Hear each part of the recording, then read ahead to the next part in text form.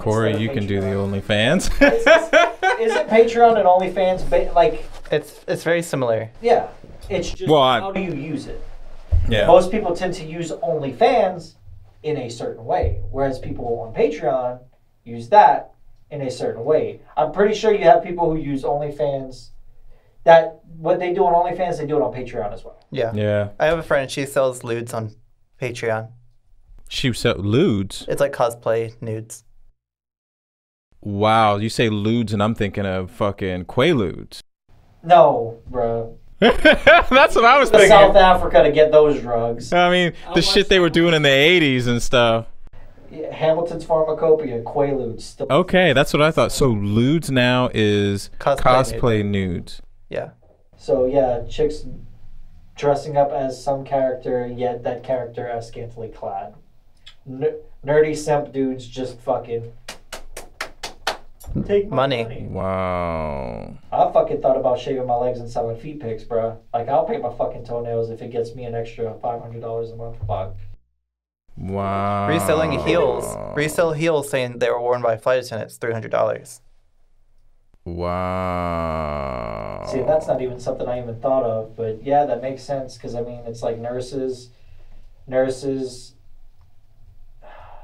I had a whole thing, but flight attendants are like on that, right? Yeah. Yeah. Holy shit. Which is really gross because the lavatory floor, the airplane carpet is gross. Never walk barefoot on an airplane. I never thought about it, but you solidified it. Thank you. Wow. There's so many people that walk out of the bathroom, and like, if you think about it, like the floor in front of the toilet gets pissed on so much on the airplane, and people just casually walk throughout the whole airplane, on and off throughout the day. It's gross. Wow. That's what I like. I like comical. Comical doesn't always make money. I like seeing people naked. So. Yeah, no, so what? All right. That's one small ass banana. I know. Do y'all have a banana tree? Nope. I just got these yesterday from Mom. Oh, how's everybody doing? They're good. How's everybody's other people's doing? We's good. Our families is good. Oh, they always find us me. Oh, I'm the one. Yeah, I already told Trace. And all I do is mind my business and like go in my little box, and then I come out my little box and look around. Sometimes I go back in, sometimes I come out. Oh. I'm like a hermit crab. Something was wrong with that little box. There was ooze coming out of it. There was a weird smell. There was all kind of shit going on. There was a goddamn Oh, damn, it hit the same corner belt again. sander to that fucking box. Wait, what? Somebody was holding a belt sander to my box. Yeah, I don't know, Trace. I just, next time, just Don't let Dad worry so much. leave a lid open or something. You've got two gay dads. Don't let either of us worry. Hey, One is more tuned to people's emotions and feelings. That's me. Yeah. yeah. And the other's like, why is he not answering? Yeah. So. What happened to him? Fucking. I'm gonna take. You better not have gotten a wreck. Just laying on my couch and not moving. Phone's in the other room because. Well, tell him to snap out of it. No. Yes. No. That's not how that works. You do that. Do I need to go over there and kick him? No, that's how you make it worse. That's it. Hi, Corey. How's it going? Going good. Welcome to the show. Thank you for coming in from Dallas. No problem. It was a short flight. Well, you know, the way the flights are today, I wouldn't want to be on one. But tell everybody who you are and how you know me. Well, my name is Corey, and I met Tim actually playing Pokemon Go, and he has a husky rescue. I got really interested in helping out with that. I've produced a couple of products for auctions in the past. Yes. And That jacket. yeah, And we haven't heard from Terry about that. Terry, how do you like the jacket? This is the guy that made it. take pictures. We love to see them, Yes, yes. especially the embroidery of the husky on the back. Yes, I loved it, but I didn't get to hand it to her personally. I gave it to Kim. So Kim, do you still have the damn jacket, or did you steal it? That's my Russian, my little Russian friend. She does all the, what is it, the fundraising for the rescue, and she liked it, so maybe she kept it. Womp. I want to make some more Louisiana Husky rescue things, but right now I'm not really working with my embroidery machine. Well, you have free reign to do whatever for the rescue. I welcome, kind of like Janice was on the podcast, and we talked about how we were hoping volunteers and fosters and everybody that's in the organization, we wish they would just run free with it and do stuff for the organization. Anything to get the name out helps in a positive, manner. Don't go beating dogs or stealing people's dogs or anything crazy, but that would be great. So I tell you, you've got a bigger creative mind than I do when it comes to the things that you do, and I think that would be great for the rescue. I mean, I'd spoof and I don't play anymore. I stopped because I just got they started banning people because of COVID happened, and they had these ban waves, and it's like, well, wait a minute, they just told us we can't go anywhere, so why are you still banning us and we can't go anywhere, and your game is all about you have to be somewhere. So the spoofers are still spending money on this game. We're bringing in the revenue while the people that legitimately play are sitting at home. So, I mean, what made you start playing Pokemon Go, though? Well, for me, I started playing because I liked the idea that you can travel around and catch Pokemon. And I have friends in Utah that I actually started playing with when it first came out. And it was really fun because everyone was playing it. Everyone was going in like it's almost like a little tribe of people walking around catching Pokemon. We're the new gangs in town because everybody was everywhere. Yeah, and like Pokemon Go was not much of a program like at the time. It's just very simple. 151, not even 151 Pokemon. There was not even legendaries out at the time. Well, I think you're a way different generation than me. I think y'all were raised on Pokemon anyway. Yeah. I mean, all of y'all were Pokemon people for the most part, and I mean, the person I was with said, "Oh, we're downloading it." We were actually on our way to Colorado, and he downloaded it on my phone. We got there. It didn't take me very long to get addicted to this little game, but it was completely different than the older Pokemon games. So it was just a craze hit for us older people to get into, and they drug us in. Yeah, I grew up with the Game Boy version of Pokemon. Yeah. And that spent hours, summers playing that. Yeah, see, and I had a Game Boy, but I was getting too old. I was getting on the bike and doing all kinds of other crazy shit I have no business doing. So gaming was like a phasing out for me. But yeah. And gaming's actually like a big inspiration of like my art. I'm not really much of a gamer, but I like watching people play games, and I mean, I attend like anime conventions and take interest in like the culture. Yeah. Well, we're going to talk about that too, because your business is fashion, right? I mean, you're always designing things. I mean, what is that you have on there? Well, this is actually a shirt I designed. The inspiration comes from Neopets. Okay. It's actually a 90s. Are they coming after you? Are you showing something you're not supposed to be showing? Well, this is actually, I mean, it's under the fan art. I'm not selling it. Okay. I mean, I'd love to get licensing to sell the shirt, but this is one of my own personal wardrobe pieces that I've designed for myself. Okay. I do have the files where I could make it an actual shirt and sell it. So what you have on your shirt belongs to Neopets, or does that belong to you? The idea, the characters, yes, but I've redrawn each flower individually. Okay. So you can flaunt that and do whatever you want with it, no matter what. Yeah, so it's my art. Is that a shout out to them? Or are you just trying to get their attention? As much as I would love it, if I worked with Neopets, I would probably produce clothing, and I would have my own couture fashion show where I actually sew the pieces myself by hand. Oh shit! Well, damn. I mean, I have done a Neopets dress in the past. I used the Neopet plushies from McDonald's, so it's just like hundreds of like little Neopets on a dress sewn together. What is this? He did it like a Lady Gaga dress, but Neopets all over and just dangling. Do you have a picture of that somewhere? It's on my website. Is it? Yeah. Hey, Trace. Actually, I might have it on here. Well, Trace, go to his website. Here. Okay, so let me explain how the website works. Oh, shit. So Roselle kind of does that at the top. That's the character's name right there. It's Roselle. And she has a little dialogue box, and she tells you how to use the website. Oh. And so what you don't know about the website is it ranges from everything of like couture that we make, in-house, to dropship stuff that we order from overseas.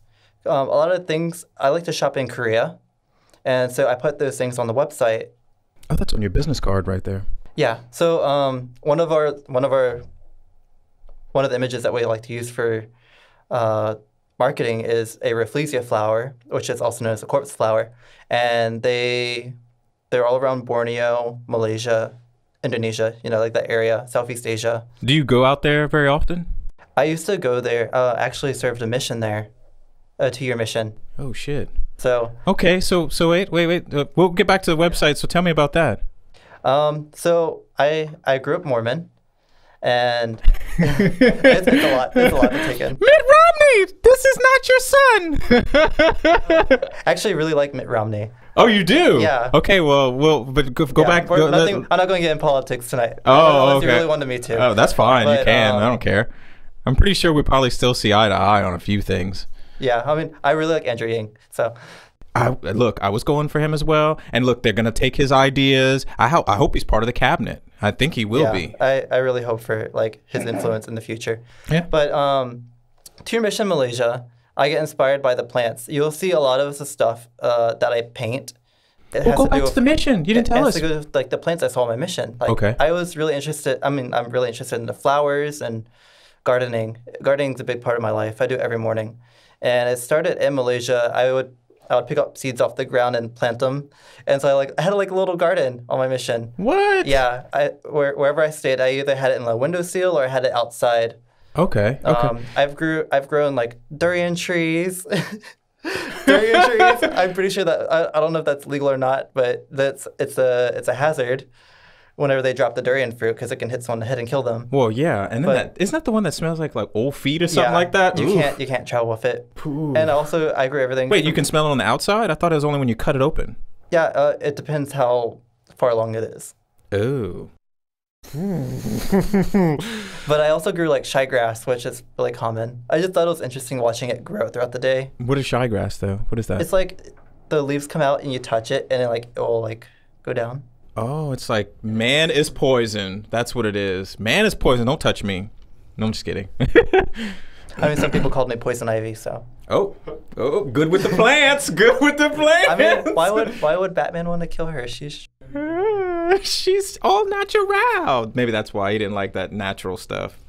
But yeah, when I was in Malaysia, I also had the opportunity to learn to speak Malay fluently. Okay. I'm pretty fluent with that. I mean, I can hold a conversation. I can shop. What's something that you could teach me to say? What's something that you want to learn? I could tell you. Well, okay, so I was back and forth to South Korea for years, and I tried to immerse myself into the culture and pretty much picked up only 2 things. What's something that you wish you knew how to say? Something that's just polite and pleasant. Thank you or something. Yeah, thank you. Just tell me thank you. Thank you in Malay is... What am I going to... He's going to teach me... You can't teach me anything too complex. Because look, like I said, South Korea, annyeonghaseyo, that's... hello, goodbye, good morning, good afternoon, and then comes hamnida, which is thank you, and stuff like that. I heard that so many times. I'll teach you how to say thank you in Malay. Okay. So you repeat after me. Terima. Wait. Say again. Terima. Kasih. Kasih. Yeah. Terima kasih. Terima kasih. Terima kasih. Oh, I'm gonna try to say that a few more times. Okay, so hold on. Then what's good morning? Let's see. I don't want to say apa kabar. It's Abracadabra? Apa kabar is how are you? Wait, say it again? Apa kabar? Apa kabari? Yeah. We say that most common. That's the most common thing that we do say is apa kabar. It's just what's the news? Apa kabar. Yeah. Apa is what? Okay. Apa. And Okay. kabar is news. Kabar. That's simple. Yeah. Man, that language would be sounds like it's simpler. It's easier to learn than Korean, though. Well, Because it sounds like there's a structure to it. Yeah, one of my favorite words is actually dia. Dia? Dia. What is that? It's a non-binary word for him or her. Oh, okay. Oh, look at that. We get modernized with the sayings here. Go Yeah. ahead. All right. And they use dia more than anything. I don't really think there's a word for him or her. Uh-huh. You can say lalaki itu, which means Wait. that guy. Lalaki itu. Lalaki itu? Yeah, which means that guy. Oh, like that guy But from Monday. Lalaki It'd be itu. faster to say dia, dia, Dia. him. Oh, But it okay. could also mean her. Oh, shit. I got to be careful then. I don't know if I want to use that. But Because what if I offend? It's non-binary, so you won't offend no one. Well, you can still offend the people that are binary. They're like, no, it's either this or that, because you still got a lot of that going on. Just as you're moving into a more fluid society, you've still got a society that doesn't want to be that fluid. So you gotta be careful. So I gotta know what I'm doing here. So I'm trying to think, what else would I want to do? Okay, so auto detailing. How do you say that? Oh, I don't know how to say. I don't say auto detailing. That's like out of my my Malaysian box. Oh, because it's okay. something I haven't really studied outside of my. How long did it take you to learn the little bit of the language that you do know? I was speaking it within 6 months of living there. Oh wow, and that's just every day. Every day. No one speaking English. One of the people that stayed with me was local, and I was around him for about 3 weeks before I actually started clicking. Yeah. So do you think you could go now? How long's it been since you've last been? The last time I went was last year, around January. Oh, so you're frequent enough to just keep... I try to go once a year. I had plans to go this year, but of course COVID happened, so that's been on the back burner. Do you have family there still? I consider them family, but it's friends. Okay. And the people from the missionary, when you were there, you stay in contact with them? The other missionaries, they live elsewhere in the world, like New Zealand, Australia, here in America. Oh, so they didn't stay there then? They're going around in other places? Is that how that works? We all served 2 years, and then we return home. Oh, okay. See, I didn't know how that worked. I didn't know if it was kind of like a priest. They get assigned somewhere and they stay there, you know? Yeah. If I could serve another mission, I would have.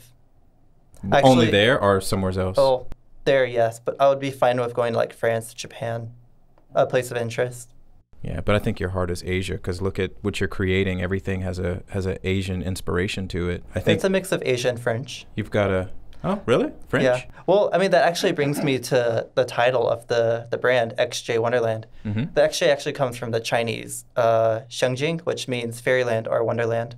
And then Wonderland, which is English, means Wonderland. Yeah. I wanted to take something that has a marriage between two different cultures, but also it's Asia comes. It's my inspiration.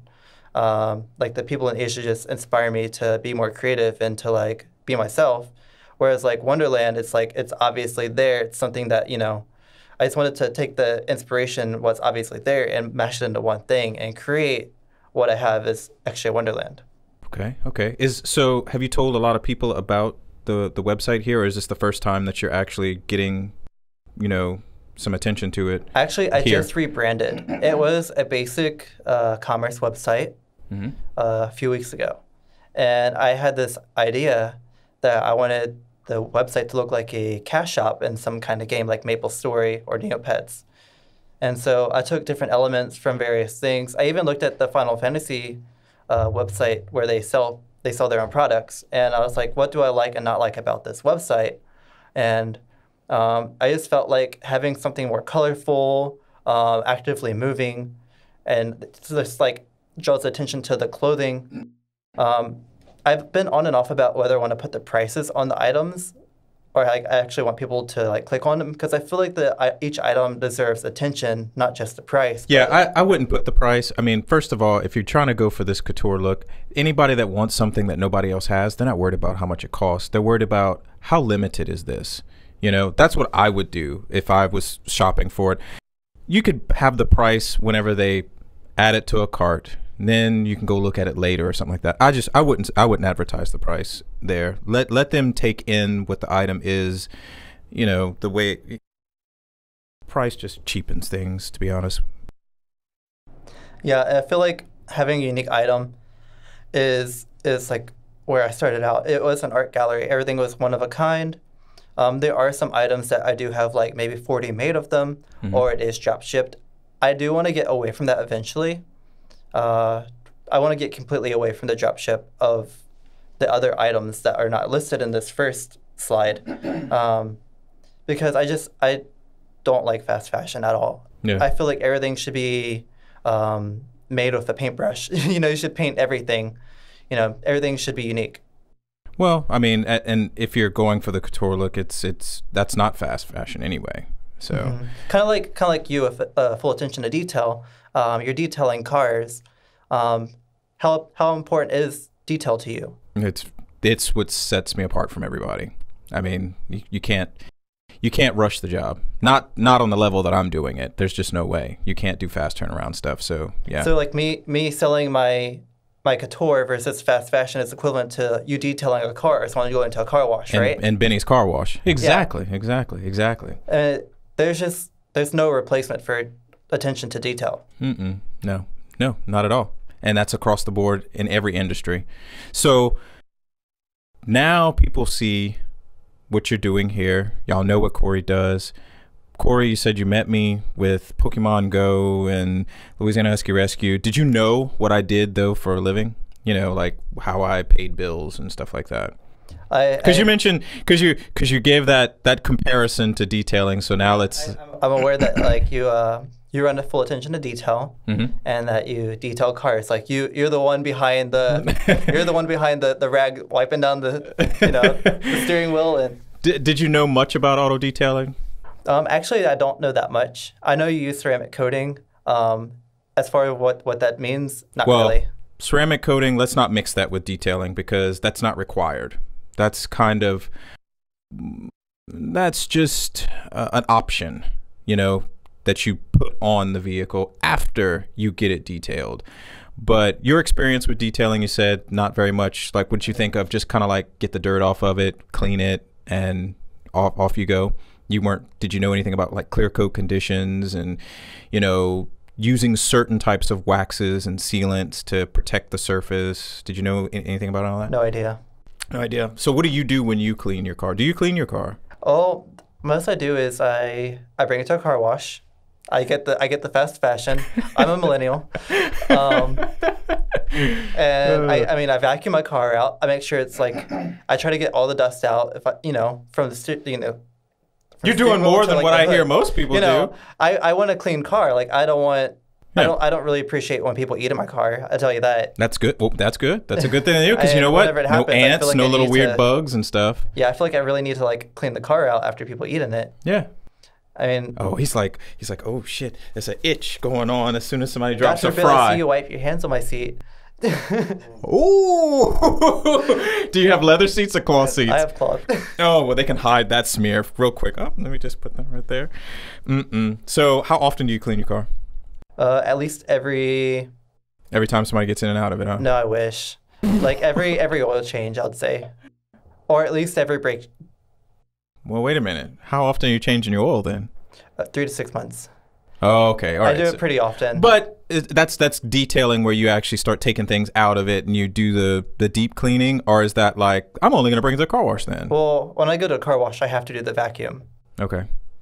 Like, so for the most part, you're doing what you should with the vehicle. Now, the detailing I do is not that. I'm the guy that you drop it off, you get it about 4 or 5 days later.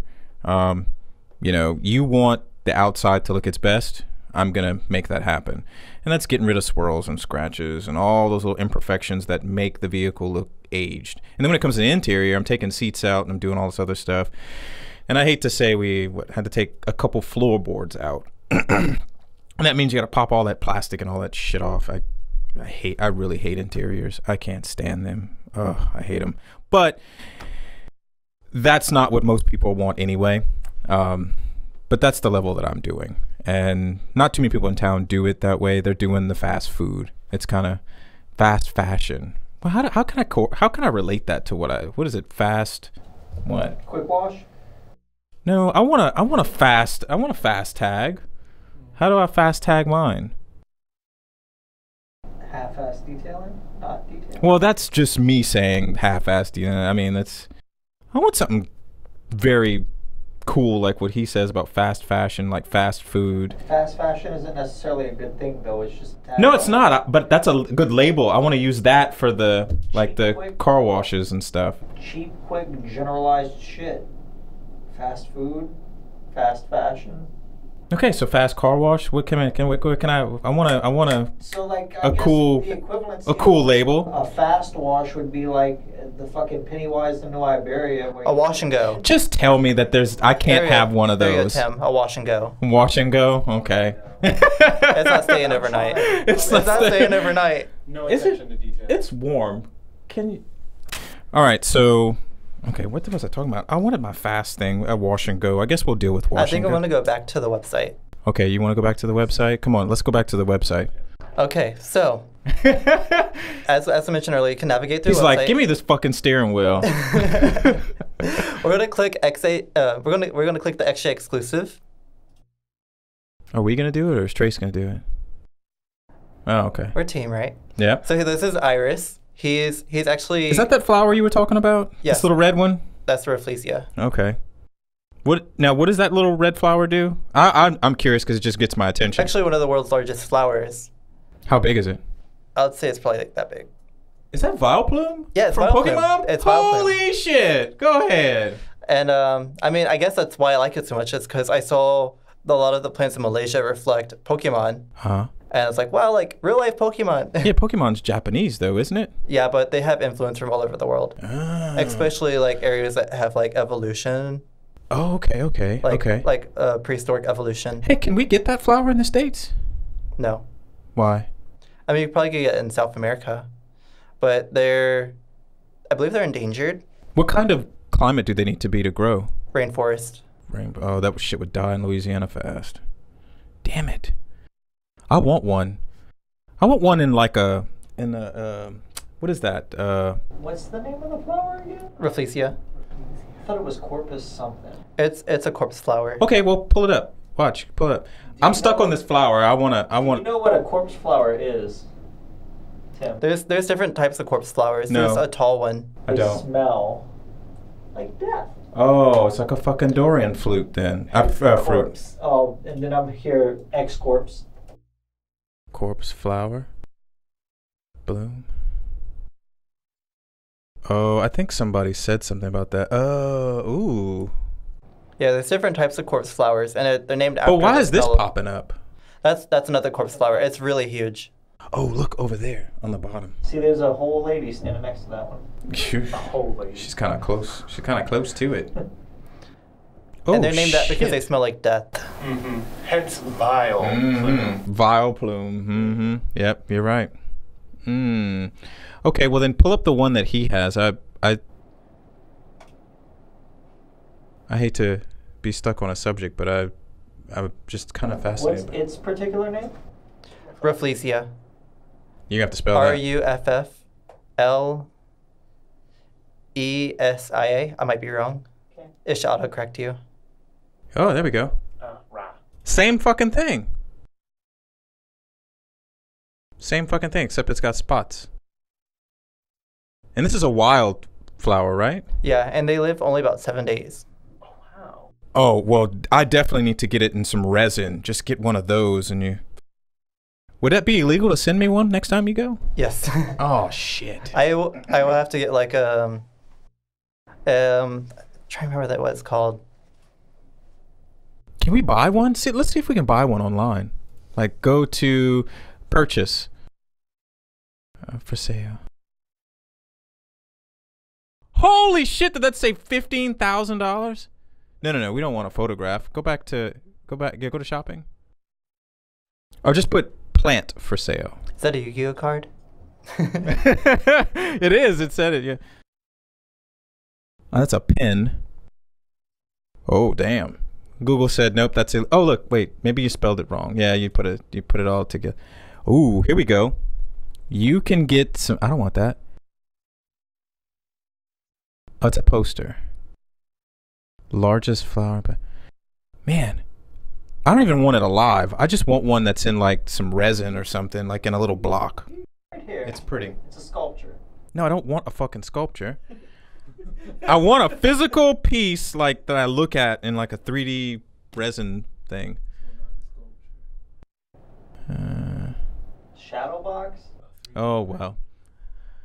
Ah, shit. It's pretty. That's all I know is I want one. So we're back at your site here. Come on. All right, so I say come on like I didn't steer us off in a different direction, but hey. let's go ahead and click on tops.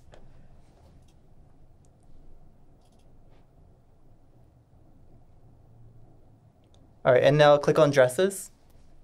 And there'll be this little side thing right here. It's not up there. All right, Go into the search bar. Oh, it's going to be in couture. That's why. Go to XJ exclusive. Sorry.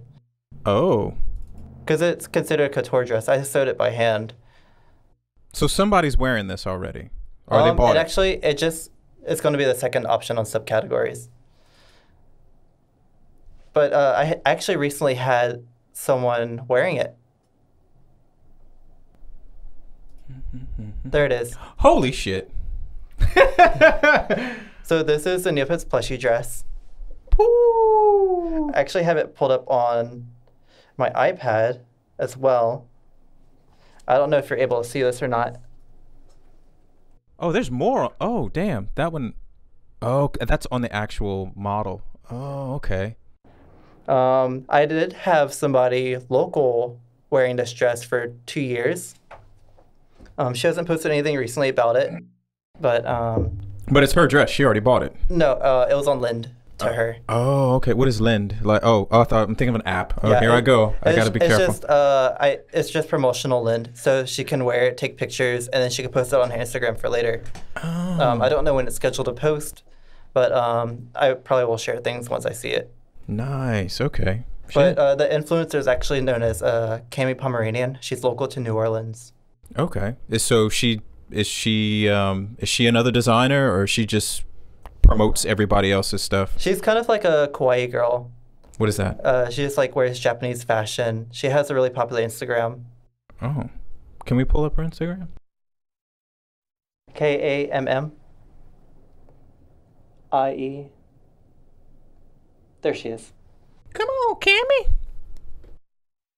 I wonder if how recent did she have it? Oh yeah, she is. Oh, she is Asian pop everywhere. Yeah, there's Togepi. Yeah. She did a pink Buc-ee's thing. Check that shit out. Oh, I don't think the Texans would like that. Oh wait, everyone in Texas loves Buc-ee's. I know, but I don't know if they like that Buc-ee's being all pink.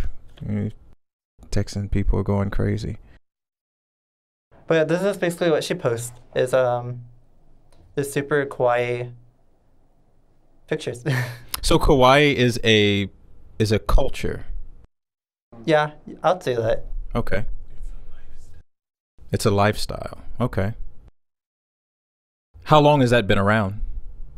Probably longer than I realized. It's pretty old. Because when you think about it, here in the States, we get things way, way later than, when they first released. Kind of like anime, shit would come out in the 90s and we're getting it in the mid-2000s, which is kind of crazy. I remember getting teased in school for like anime. In middle school. Just like, oh, you like anime? Now it's like, y'all watch Dragon Ball Z too now, huh? Yeah. Well, now it's like whoever's not watching anime, you don't watch anime. That's what it's turned into. It's reversed. Now I don't got time for anime. Well, welcome to the world of adulting. Okay. But yeah, she wore the Neopets dress, and I was just proud to have her wear it. Have you had any celebrities reach out to you, in your genre of what you do, seeing that you've had one person on Instagram? Have you reached out to celebrities, or have celebrities reached out to you to make anything for them? I reached out to a few celebrities, and I've gotten responses from them. Mm-hmm. One person in particular actually got to view one of their galleries. We have a video on our YouTube channel about like visiting the gallery with that artist and viewing other artists, their work. Yeah. That person is Unch. I don't know if you know who that is. They're from Paris Hilton's BFF. No, I would know who that is. It was on VH1. Oh shit! And what did they? And Unch is a jewelry designer. Okay. Shit. And I noticed you've got something around your neck too. Is that something that you've done, or is that representing something else? This is actually a Neopet. It's one of the recent merches that they came out with. Oh, okay. Shit. Yeah. He wants Neopets. I love Neopets. Bad. I played Neopets for a long time. What if they did a Neopets Pokemon Go style? Would you jump on that? Or do you think they could do that? I feel like it could be popular, but Neopets hasn't really created any apps like that recently. Was that before Pokemon or after Pokemon? Neopets was the early 90s.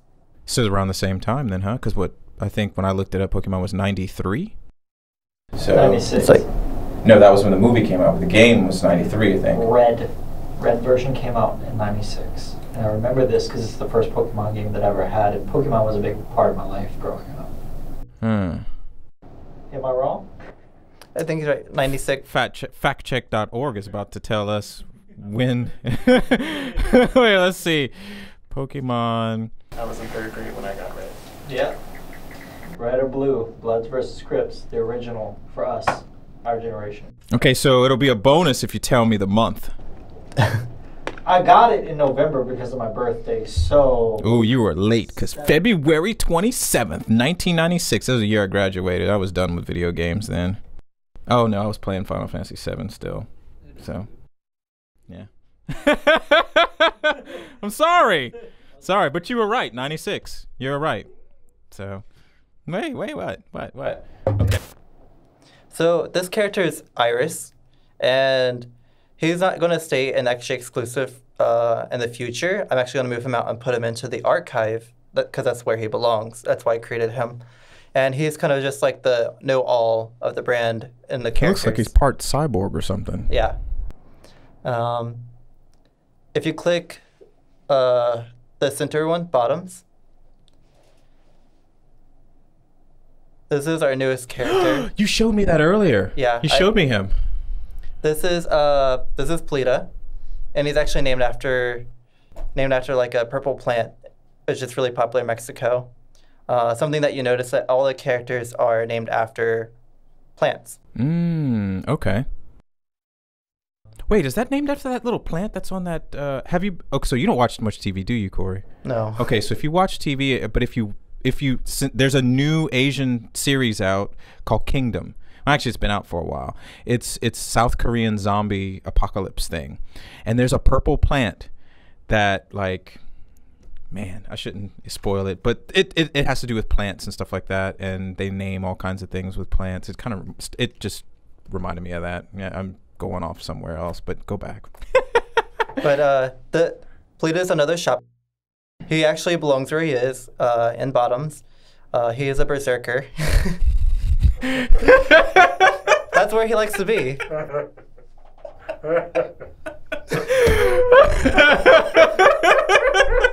was waiting. Start thinking of muscle bottoms.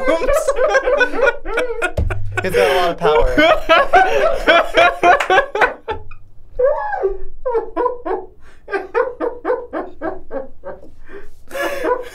Should I say it? Should I be the one who says it? I shouldn't be the one who knows. Come on, Trace. You can say it. Did he say power bottom? Yes.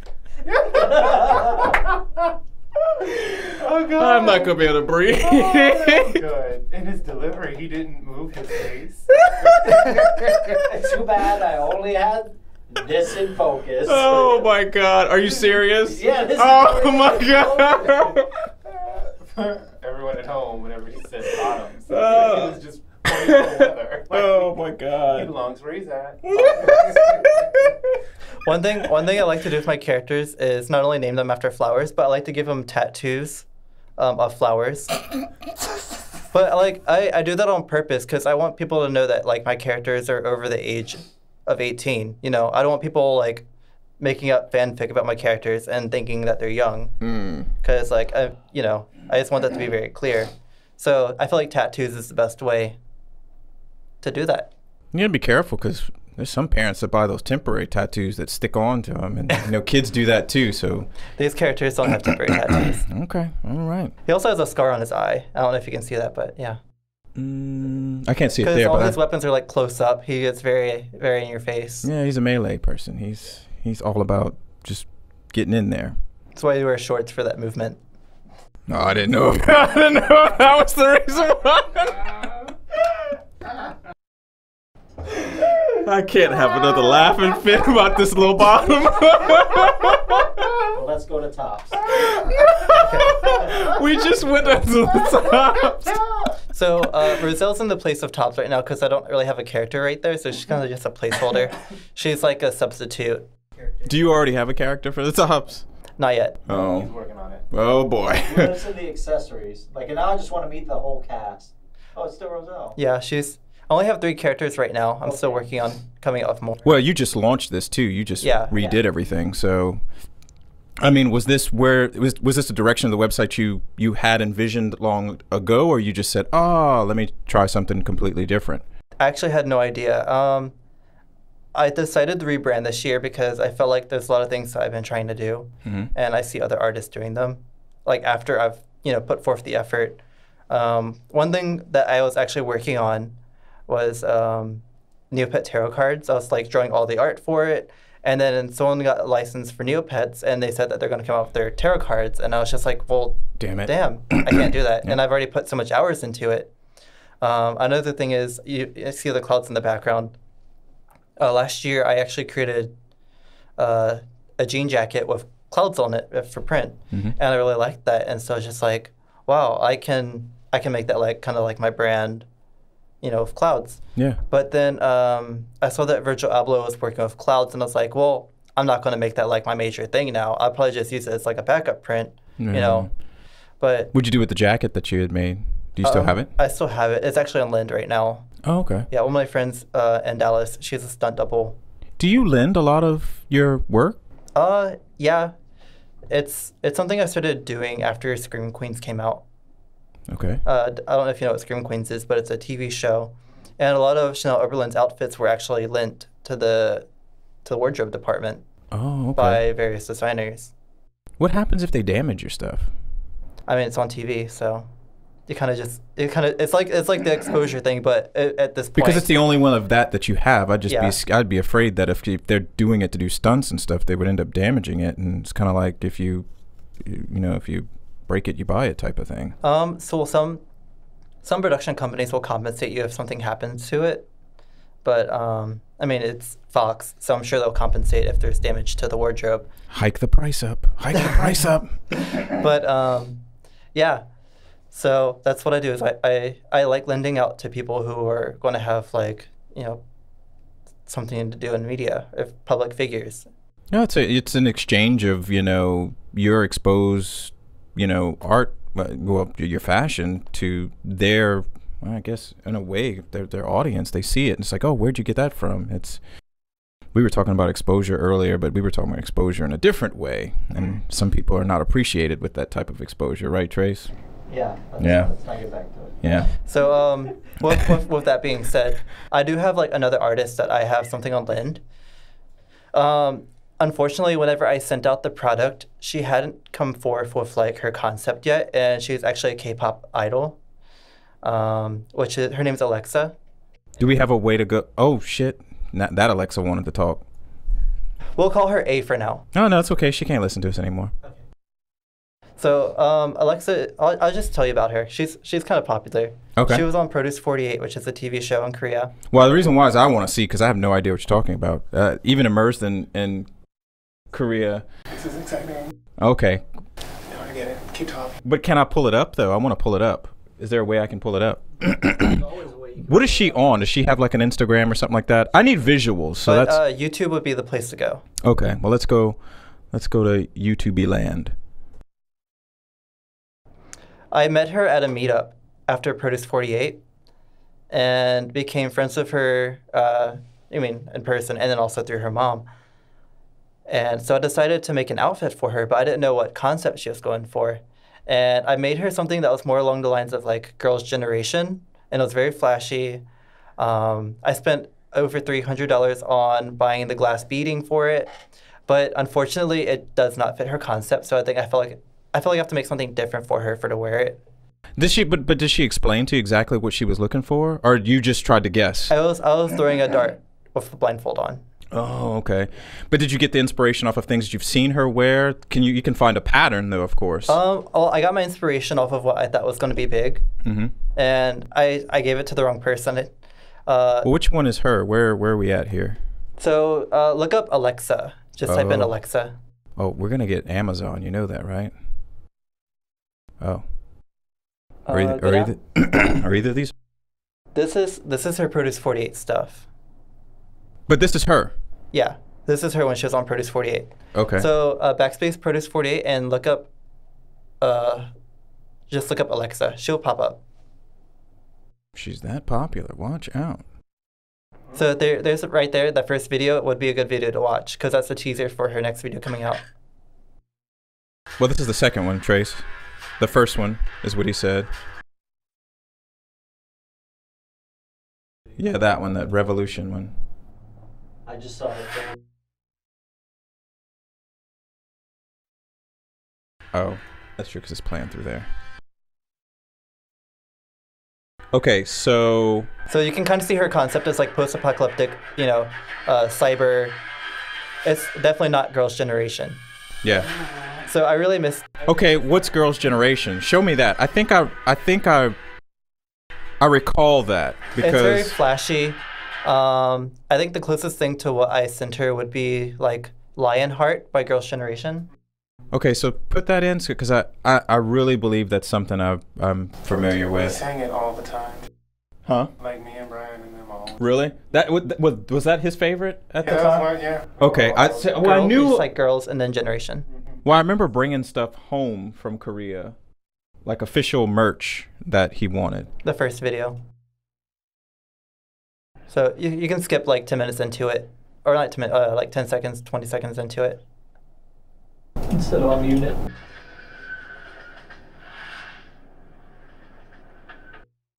Yeah, this is more like the pretty cutesy Yeah. stuff, and she's not doing that. She's kind of just going for. So Okay. I sent like more of a sequin, glass bead dress with it draping. It was really beautiful. I wish I had pictures of it. Are they still popular, Yes, or has she taken? they're not relevant, but they're popular.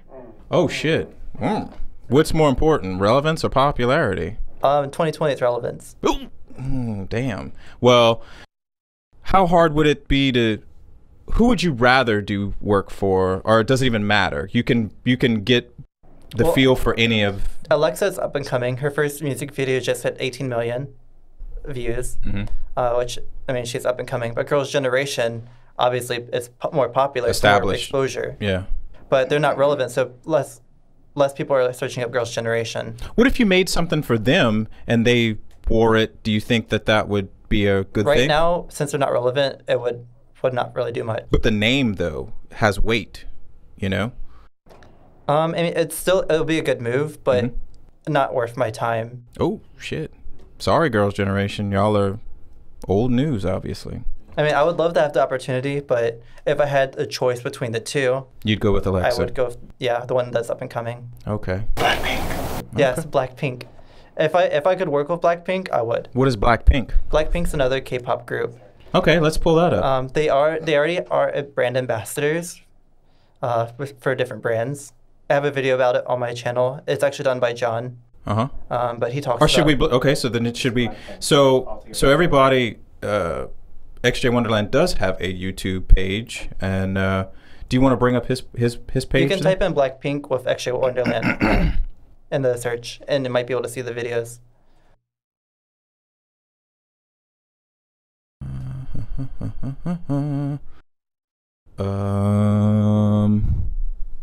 It was a maybe. Okay. I guess just go to. We do have some popular videos on our YouTube channel when you click it that are Blackpink videos. So then just XJ Wonderland. Yeah. Okay, so not the website, the YouTube. Yes. Okay. So there's the YouTube channel. Please like and subscribe. Very easy to find. And in the banner, wait, you go back to the banner. Who is that? That is. So to the left is John, and to the right is me. And who's John? John is actually my fiance at the time, right now. Okay. How long have you guys been together?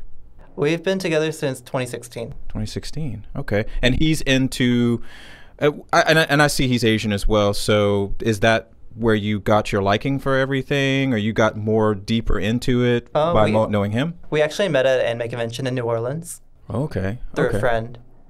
Oh. Okay. And we liked each other. We thought each other, were cute. And we didn't actually start talking until around 2 months after meeting. Does he live in New Orleans or? No, he's actually from Houston. Okay. And I thought he was living in San Antonio. And I was visiting San Antonio for Halloween. So I messaged him. I was like, hey, I want to be in San Antonio. oh, you want to hang out? And then he was like, oh, I actually live in Dallas. And I'm like, oh, me too. So we started dating shortly after that. So he does a lot. Does he do a lot of work with you too? Yeah, with all this? He does. He helps me with a lot of the recording. I do most of the editing. And he kind of like the ideas behind the videos. Mm-hmm. Okay. Okay. So what were we looking for? Blackpink is what we were looking for? Yes. I can't. Go up. Oh, it would be like, would it be something that just got released? Pretty recent. Okay, so there's one. It's the top right, the second video to the right. That one right there. That's one of the videos where John actually talks about Lisa's fashion. So he's a...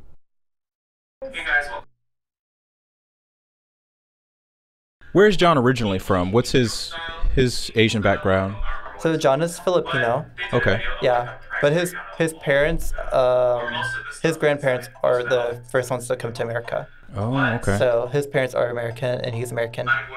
Well, guys, we're not going to listen to John talk about it, but I hear Mario too.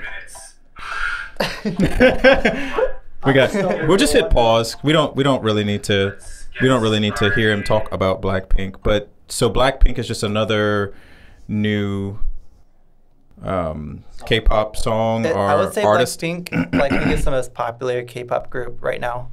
Okay. I would say more so than BTS. Okay. Wow. And they just released the first album. Blackpink actually has like a lot of really good music. They just released a couple songs. Lovesick Girls is like a banger, I'd say. But their fashion is like another reason to be interested in them because they're ambassadors from various brands. And they just have like all of the different flavors of fashion inside the music videos. Hey, I got a question. There's everybody in here that likes this K-pop stuff. What happened to the little scandal of the not pedophilia, but the abuse that was going on? What was going on with that? What Korean band was that? That was a boy band that was like beating up girls or something like that, wasn't there? There you can see a lot of videos on YouTube about the spill of like the K-pop industry. Yeah, what's going on? What is all that? Is that just crap? I personally haven't kept up with it. Well, you know how we have our own media spin of shit and it makes things look bad? I think that's probably just some kind of a bad spin on something that they're just trying to ruin, I think, right? Or is there truth to that or anything? I mean, that you think of? I mean, I'm just questioning because I hear more of that. There definitely is dark sides of K-pop, especially doing with like the agencies. But it's different per agency. You can definitely go down a dark rabbit hole of K-pop. Well, what do you think? What does K-pop make you feel? What when you see it, when you listen to it, what are you thinking of? I feel like K-pop's really like the sound engineers are really well rounded and know what sounds good. Of course, they do appropriate a lot from like people of color, and the fashion. The government actually sponsors the fashion. Yeah, well, I already know Korea is all about looks. It's going to be pretty hype. Yeah. Okay, so what emotion does it bring out of you then? Is it more of a happier thing? Is it just take you away from whatever's going on in where we are? I mean, what makes you like K-pop so much? Because obviously you're driven by it. It's inspiring what you create, as a designer. It's like, so there's some kind of a driving emotion that you're getting out of it. What does it bring out of you? Most of the time, K-pop music videos have sort of a luxury feel to them. A lot of it is kind of just like, look at me, look at all of these, these gems on my wrist kind of thing. But like the music isn't really about that. The music is kind of just like, I fell in love, Okay. So it's almost romantical to you in a way? Or? Yeah, it's like romantic luxury. Okay. I really don't feel like it's tied to like American music videos the same way. Yeah. You don't really see anyone playing instruments or anything like that.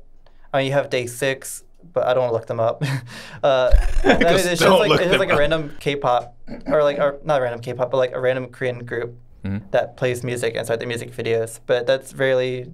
Are they playing the music, or are they just pretending to play? Oh, okay. Okay. There's different genres of K-pop, and you can say K-pop, but it's more than that. Okay, so K-pop is just like its own thing. It really is. There's no rap K-pop, no country K-pop, no what do you call that? R&B K-pop or jazz K-pop. K-pop is like a Yeah. So like, I mean, you have a difference between like solo artists, groups, and boy and girl groups are two different types of K-pop, in my opinion. There's a lot of you can say K-pop, but it's rap. But it's Korean rap. Well, I just thought of it as pop music because it's just yeah. that chipper, that the way that the music is designed is to just catch you. It just catches you in this little cycle to do something, move in some kind of way. Yeah, like for example, some groups, the group will have a main rapper, main vocalist, main dancer. You know, just all of these things. Fashion, like the girl that like has that's like the model. And that's 4 Minute for you. That's another K-pop group that's really popular. And everyone had like they're like the top tier. For example, Hyuna, she was like the look queen, but she's also like a really good rapper. Who was that again? Her name's Hyuna. Yuna. Yeah, I remember that too. Yeah. But yeah, that's K-pop. All right. Shit. And I like K-pop because it inspires my fashion. You know, I see what they're wearing, and I like looking at like what it's made out of. You know. Well, I can tell because the same, liking and love that you have for K-pop and watching that, and then in your videos on YouTube that I have watched, it's happening in your fashion. You're doing that, and that's, I mean, it's a passion. I don't know how to describe it besides that. Yeah, and if I could describe like my ideal brand, it's a marriage between MMO and K-pop. Do you think there's a lot of popularity going on with that in the United States? Or are you trying to get on before it becomes way too popular? I like to stay ahead. Okay. And I mean, I might not have the right vehicle, I might not have the funding for it, but I mean, I want to release what I can.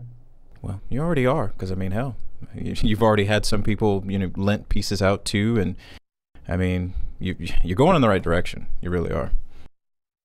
The missionary doing that type of work, what made you go and do it? Did you need to find some kind of inner peace? Or were you trying to understand more of yourself? Were you looking for something out of it? I'm glad you asked. Actually, I've always wanted to be a missionary ever since I was like a child, like probably by age 4.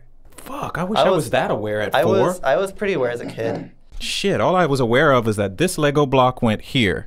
Like I had a girlfriend at early age. Oh? Yeah, I had a girlfriend, and she moved to Florida when I was 9 years old. But before then, my parents separated when I was 7 years old, and to me that was like a changing moment of my life. That's like it started a whole new era. Where were you? Okay, let me go back. Sorry. Where were you born? Where were you raised? Because you've been to Malaysia, you've been to all these places, but where were you born and where were you raised? I identify as New Orleans. I identify as New Orleans. Like is that Creole versus Cajun thing now? I know the city like the back of my hand. Okay. I say born and raised. Even though I graduated high school, my senior year in Texas, I full on say New Orleans just because that's where I grew up. When did you end up leaving New Orleans though to go to Texas? The first time that I left Texas was after Katrina. Okay. My dad rebuilt his house. My mom still lived there. And he asked me to live with him, so I did for a couple years, and I went back to my mom in New Orleans. I attended NOCA, which is New Orleans Center of Creative Arts. There I took media arts, so videography, media, film production. So you have like a degree or certification in doing, I don't really have a certification. It's more of experience, knowledge. Okay.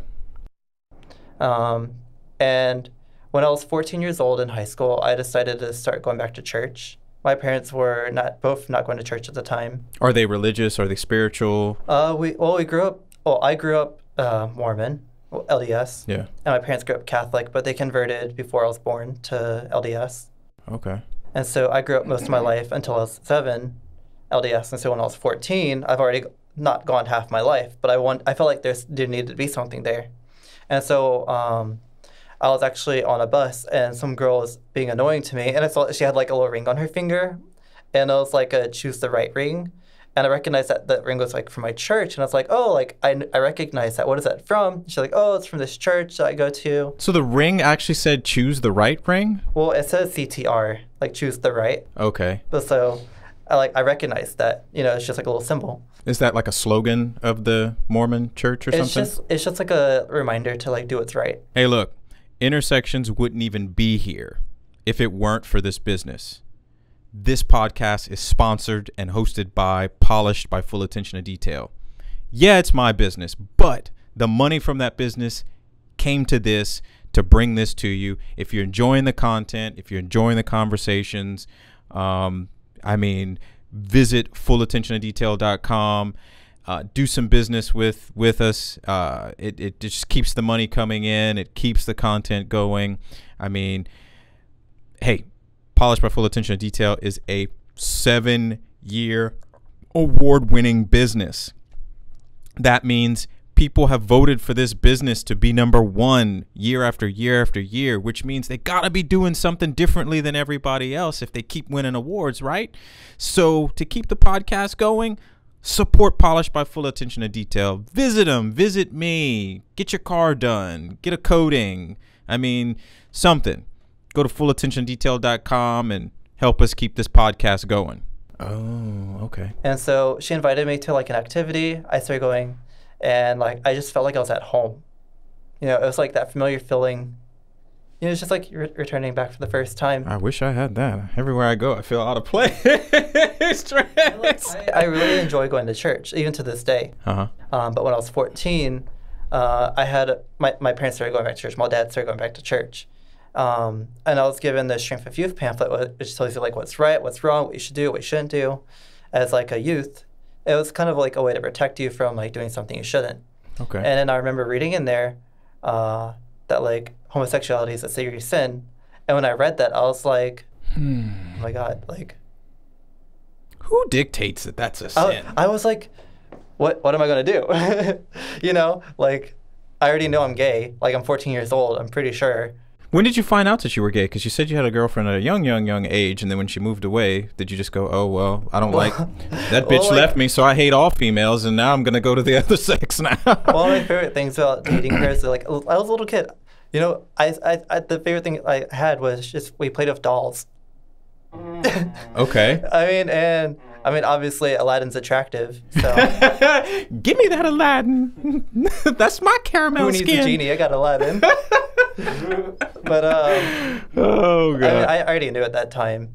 Oh, so okay. Well, then she wasn't like, I'm gonna marry this girl. It was more of a thank you for your doll. I'm using you.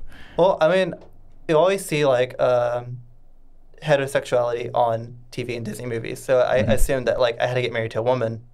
Oh. Even though I knew I was attracted to guys. That fucking bullshit influential shit. So even though like yet mom and dad saying I be felt who you want to be. I felt pretty obligated by media to marry the opposite sex. Mm-hmm. But like I knew I was attracted to guys. So I don't know how that was going to work out. Well, how'd you figure out that confusion? Then you're in the church and they tell you it's a sin and they don't like you, but you felt like you belong. I mean, what kind of? I think what really saved me was the doctrine of the church versus like the rules of the church. Mm-hmm. Like the doctrine of the church, it says that like everyone can be saved, and right there was like everyone. Like that's a big word. If you think about it, everyone doesn't just include, you know, nuclear families. It doesn't just include white males, you know, who are heterosexual. Mm-hmm.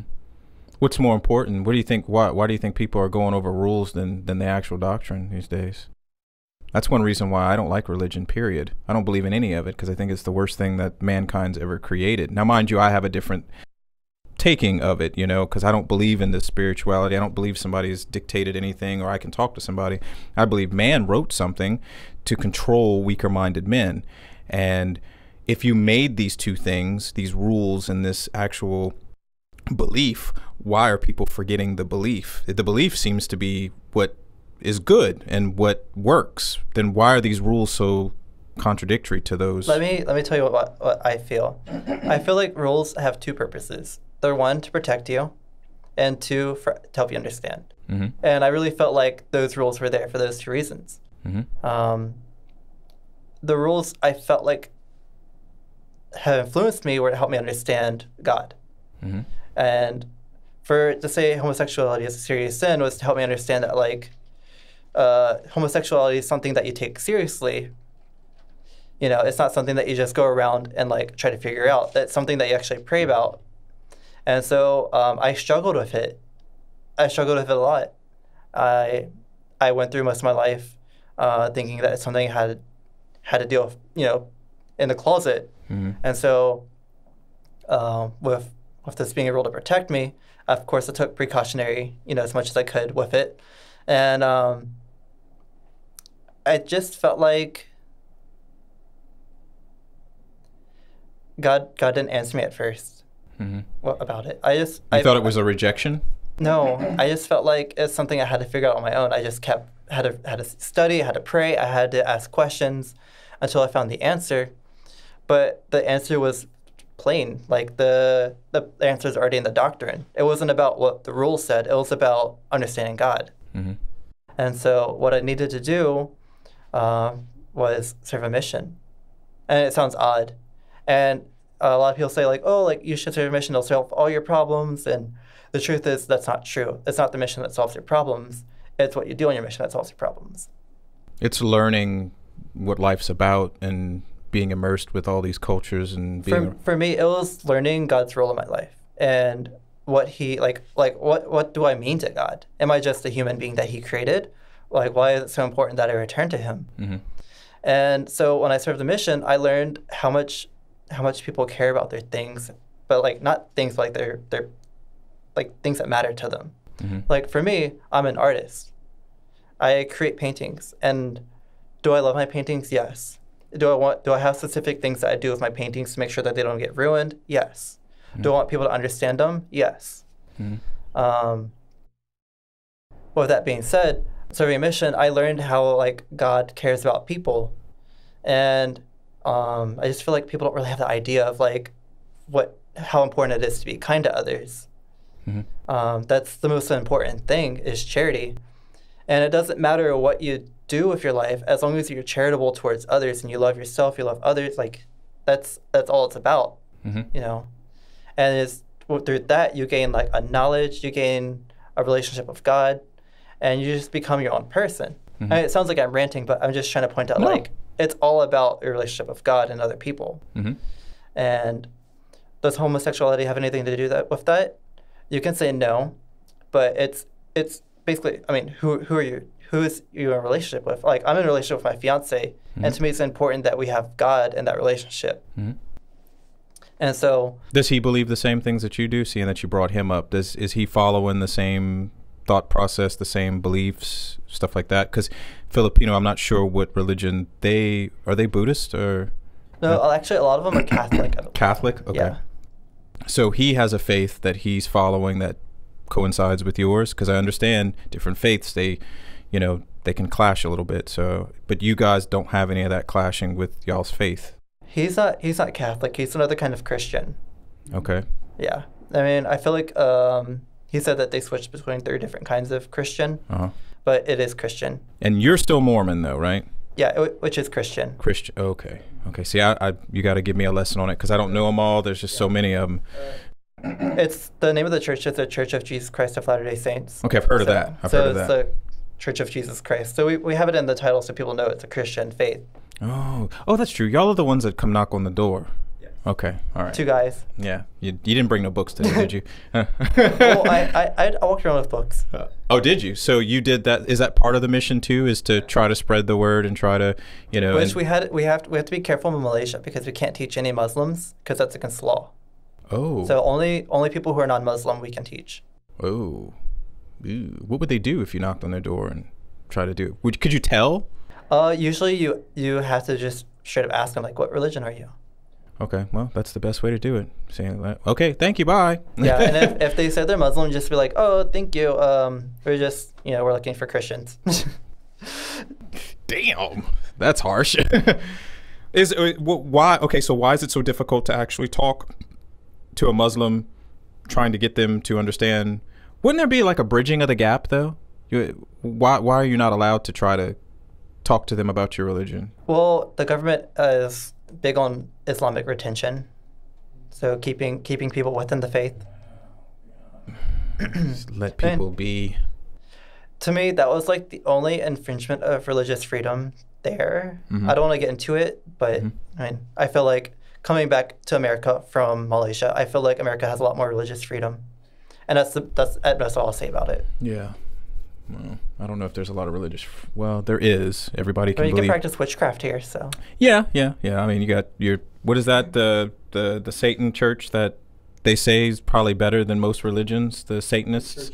Yeah, they say that they're better than a majority of religions because they don't really hate you for anything. I mean, yeah, I don't understand religion a whole lot, and the messengers all need to start talking to each other. I think they all have the same message, so I think if they all got along, we'd be good. Expect that. So Okay. I like that. Tim's in the bathroom right now, y'all, and so I had questions.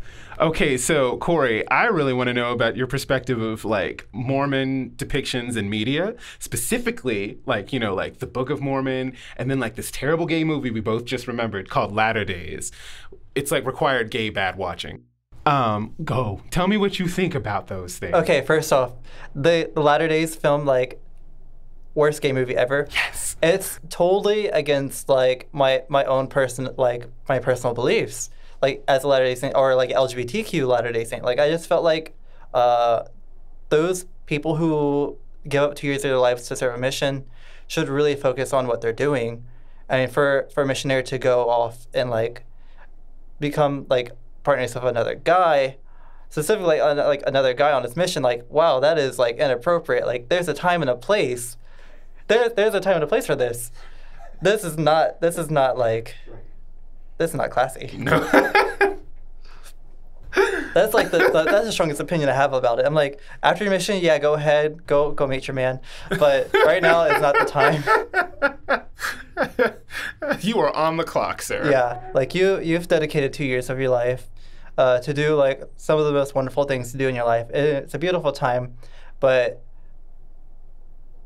that's not part of it. Right, and then they put him in like the Mormon dungeon, and like oh yeah, and also like, yeah, that whole montage of like him being on a cross, like, what was that about? what universe does that exist in? Right. Not the Marvel one. Right. I was just like, this just got extreme. I just really don't think this happens. I think this is just someone with a serious grudge against the faith who just like made this movie. Yeah, just look up gay Mormons on YouTube. You'll find what you need. Well, it gets better. It gets better. You don't need to watch that movie. Be specific, because then you could run into like Mormon boys, like and just not be in the mood for that. Okay, but wait, let's start that question again. The other one is Book of Mormon. Book of Mormon, like the musical? Yes. How do you feel about that? Okay, so I've never seen the musical, but I've definitely heard songs. Mm-hmm. And I have friends and family who've like sent me like videos of like the parts of the musical. Mm-hmm. There's parts of the, like it sounds good. I do know that it's produced by the same people as South Park, so you can't take it too like, I mean, people haven't canceled South Park yet, so it's kind of a question about society. I mean, you're canceling everyone else, but not South Park, and South Park is like bluntly racist. So that's true. Like, why is South Park not canceled? But yeah, I mean, so you can't take the Book of Mormon musical, like, you can't take it too hard, because I mean they make fun of everyone. Yeah, they make fun of everyone, and you're right, they're not canceled. So I mean, if you cancel South Park, you cancel the Book of Mormon, you cancel all of this stuff, right. But you're not canceling it. So there that I love. In the 90s, they didn't cancel things; they just made it R-rated. Oh, I love that. That's quotable. Good job. Good job. Okay. Oh, I love that. Okay. So I guess Doja Cat's R-rated.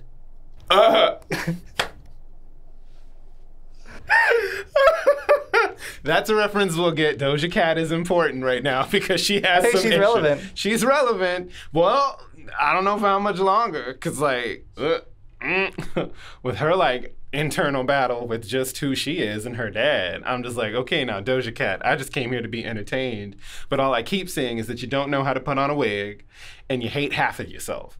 So like, come on, girl. We gotta come. We were all rooting for her. We were all rooting for her. Yes, Stephanie. We were all rooting for you. I loved her music, you know? Yes. Yes. Like, I wish I could listen to her, but it's like I can't agree with. No. I know. And I was like, I found out about her like latest controversy. Because she's a part of like some white supremacist groups online and like chatting on their forums. She has some opinions and stuff. Oh yeah, it's a big thing. It's heavy. It's heavy. And I'm He like, said it's bad that he knows who it is, and I'm like, who is this? yeah. No, she was like, she's like, why don't you say so on the radio? No, I don't listen to the radio. You gotta remember. I mean, it just comes up on Spotify. Like, she's really popular. Would you like me to give him the trace take of incredibly condensed who is Doja Cat? Yes, please. I would love to see what your opinion on it. So Doja Cat is this chick. This is my take on it. This chick who got, like, I think she was kind of doing the I need a influence. visual too. Can I get a visual? Yeah, I'm gonna actually go to her Moo thing. Oh, that's yeah. what I've heard. Yeah. Yeah. See, look. Bitch, I'm a cow. Is she chick- fat? No, not at all. But she dressed up like a cow. Yeah, she was just like, oh, for shits and giggles. There it is. Yeah. So Y'all heifers ain't got she's nothing Korean on pop. me. No, she's she mixed. Like she's mixed, right? Mm-hmm. Yeah, that's what I thought. I just don't know with what. She don't think so, though. Yes, that is important. She doesn't think she is. So she's super whitewashed, like super whitewashed. She grew up like I watched the history of her too, which is why I know a little bit extra. Like her dad and her mom were like, I think her dad was in something to do with the entertainment industry, so I think that's how she kind of got her help. But she ended up blowing up over this video right here. Mm-hmm. Click it. Click it. Back to the before times.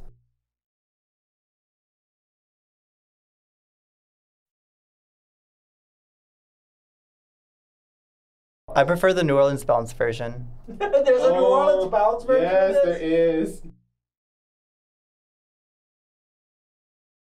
This Well, happened. the whole thing of my attention span's already gone. I would have clicked off of this because I just don't understand. what's going on. Well, what's going on right now is how you get most people with a 3-second long attention span. You get them with the boobs. They use the same exact filming format for filming cuties. Mm. That was a joke. But also spread awareness. I don't want to see anymore. So she what's went. her deal? So she went from this video. So this. He's video my new happened. friend. This video happened, right? Mm-hmm.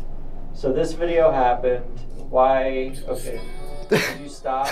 I ain't in the mood. She went from there to. The same format for cuties. That was so funny. Wait. She went from that to this in 3 years. This is a good song, too. It was, though. It was a bop. First thing she did was a bop. And as somebody who makes music, like, this is the type of shit that I like, the instrumental stuff in the background. Uh-huh. Was she trying to go mainstream or something? She was She me. went mainstream. She went. Oh, okay. That's an expensive gown. Really? Oh, wait, this gown?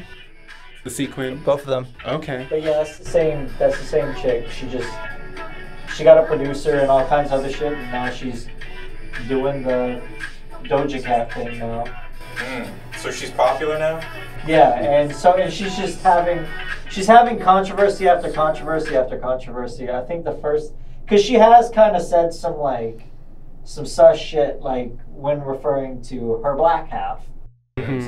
Like, basically, she thinks that half of her is just there to make money at this point. Like, her black side she's just using that to make money. So she just kind of like, I don't know. It's weird. She kind of like self-exploits. She's schizophrenic that's taking advantage of another personality. No, it's a lot of damage. But yeah, she definitely has a hard bias for the white dudes. Particularly nerdy white dudes is where she gets most of her money from.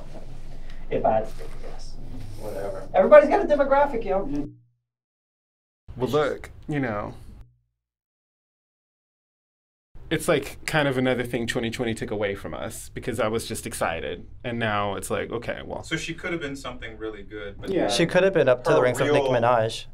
Wait, what? She could have been up to the ranks with Nicki Minaj. Oh, wow. She had that skill. If I'm She not did. mistaken, Megan the Stallion is who I'm confusing her with. Because she's a And songwriter, who is like that? Nicki. Megan the Stallion. She is. She wrote is. Moo. Megan the Stallion's rap She also, Cardi B. and I don't know if she wrote that or I don't not, like that but song either. Boss, Mm, that was a good song. that was a good song. Oh, rest in peace, Doja Cat. But anyway, back to the Mormon. Yes. Okay, I'm actually I made What's like that? I made like a mental note when I was young, because I believe like when you're young you can choose like what you want to do with your life and what you don't want to do. So like let's say like I made a choice that I was never going to smoke a cigarette in my life, Mm-hmm. and then like the moment like when someone offers me, I'm more likely to say no. It's like a study proven fact that like if you make that decision early in life and you live your whole life like doing that, when you face that like that opportunity to smoke, you're going to say no.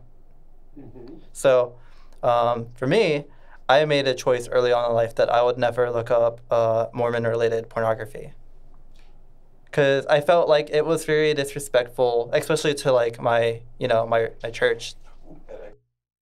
Right. Well, I mean, so what age was that you discovered that would even be something that you would come across? Because I don't know if I could have the forethought to think, I don't want to see this specific type. Like, did you mean porn in general, or just like? So whenever I was 18 years old and I was dating other guys, occasionally some guys would be like, "Oh, you're Mormon. Well, what do you think about like the Mormon pornography with like magic underwear?" And I was just like, Oh, you said "Is that a thing?" And then so like apparently it's a thing. So I was just like, I'll never like try to figure out like what it's about or look it up. And so like I just, if it like for some reason like it comes across it, I just like automatically will turn it off. Okay. Did you run into like being like fetishized by like a lot of guys who were like, "Oh, you're Mormon"? Yeah, actually, and it's Ah. actually it's a deal breaker. I would hope so. Well, yeah. how do they do that? Yeah. How do you do that then? I mean, Talk about it. how do they fetishize you then? How could that happen? Is it just over? It's kind of like annoying when it's just like I don't know how they would fetish I can't pronounce it. Fetishize, yeah. Fetishize. Yeah. Objectify. Objectify. Okay, yeah. But I just get like turned off whenever they start mentioning it, because it's like it's something personal to me. It's between me and God, not me and whoever. Yeah.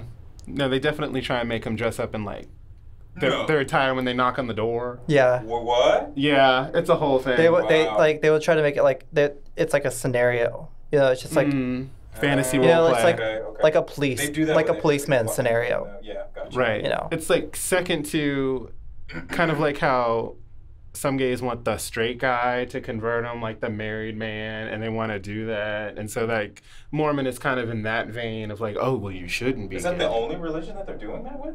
They're probably doing it with They're other probably religions. doing it with a lot Because of mind you, I know that like I mean, on Stern talks about like some of the celebrities they had on there like, oh, well, I watch nun porn and stuff like that. But is that the same thing? It's probably similar. Yeah. Okay. Well, we'll leave it alone. I don't want you to be uncomfortable Yeah. with talking about it too much, but Yeah, I just don't like. I really don't like whenever guys like, whenever like I'm on a date or like mention stuff like that. It's just like that's super personal. Yeah. No, I would imagine that'd be a direct insult. Can I get a tattoo when we talk about that? Oh, bless. Okay. Because that would be like, I mean, it sounds more personal, but that would honestly be less personal for me to talk about a tattoo. And tattoos are pretty personal. I mean, Yeah. they can be. Yeah. Depending, Have. right? And then, you mean depend on where they are, what they mean. right? Because to some people, it's just like, oh, yeah, no, I talk about it. I'm just so open. But you're right, So it's like, The tattoo of Diana Rossi, I just got it because. yeah, right. Because I definitely have that sect of friends who too are like, oh, no, I just get them because I don't need a reason to get a tattoo. Okay, wow. So that's like something I would. But I love that you at least got to have a platform here on Intersections to be like, I'm a gay Mormon and we do exist. And I've always wanted to talk about it. yeah, Look, well, Tim's coming back. He just got back from the bathroom. A lot of people ask me about staying in the church, even though I'm LGBTQ, like specifically like being with John. I mean, a lot of people just message me randomly. Either they're coming out to me saying like me too, or they're saying, do you still go to church? Why are you still here? You shouldn't be doing this. This is against God's commandments. And it kind of just throws back to like when I was 14, whenever I read that homosexuality is a serious sin. A lot of what went through my mind as a child changed at that age because of that. And I used to be, like, for example, I used to be terribly afraid of roller coasters. I would not be about going on a roller coaster. I literally would, you put me on a roller coaster, I'd be like this the whole time. Like, my head would be down, my eyes would be closed. I don't want to be a part of it. I'm just going to go through the motions to get out Were you of not it. seeking joy? What's going on here? No, I was terrified of roller coasters. I thought roller coasters meant death.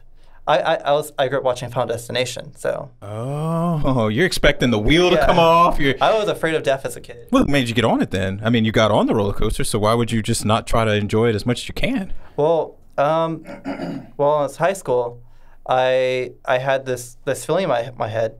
I mean, this thought in my head that like I should just go ahead and die because I didn't feel like I could be myself. I wasn't suicidal, but I would easily accept death because it means I wouldn't have to go throughout life, with having to commit such a serious sin. I'd rather just die before it happened. Whoa. So my class took a field trip one time to Six Flags in high school.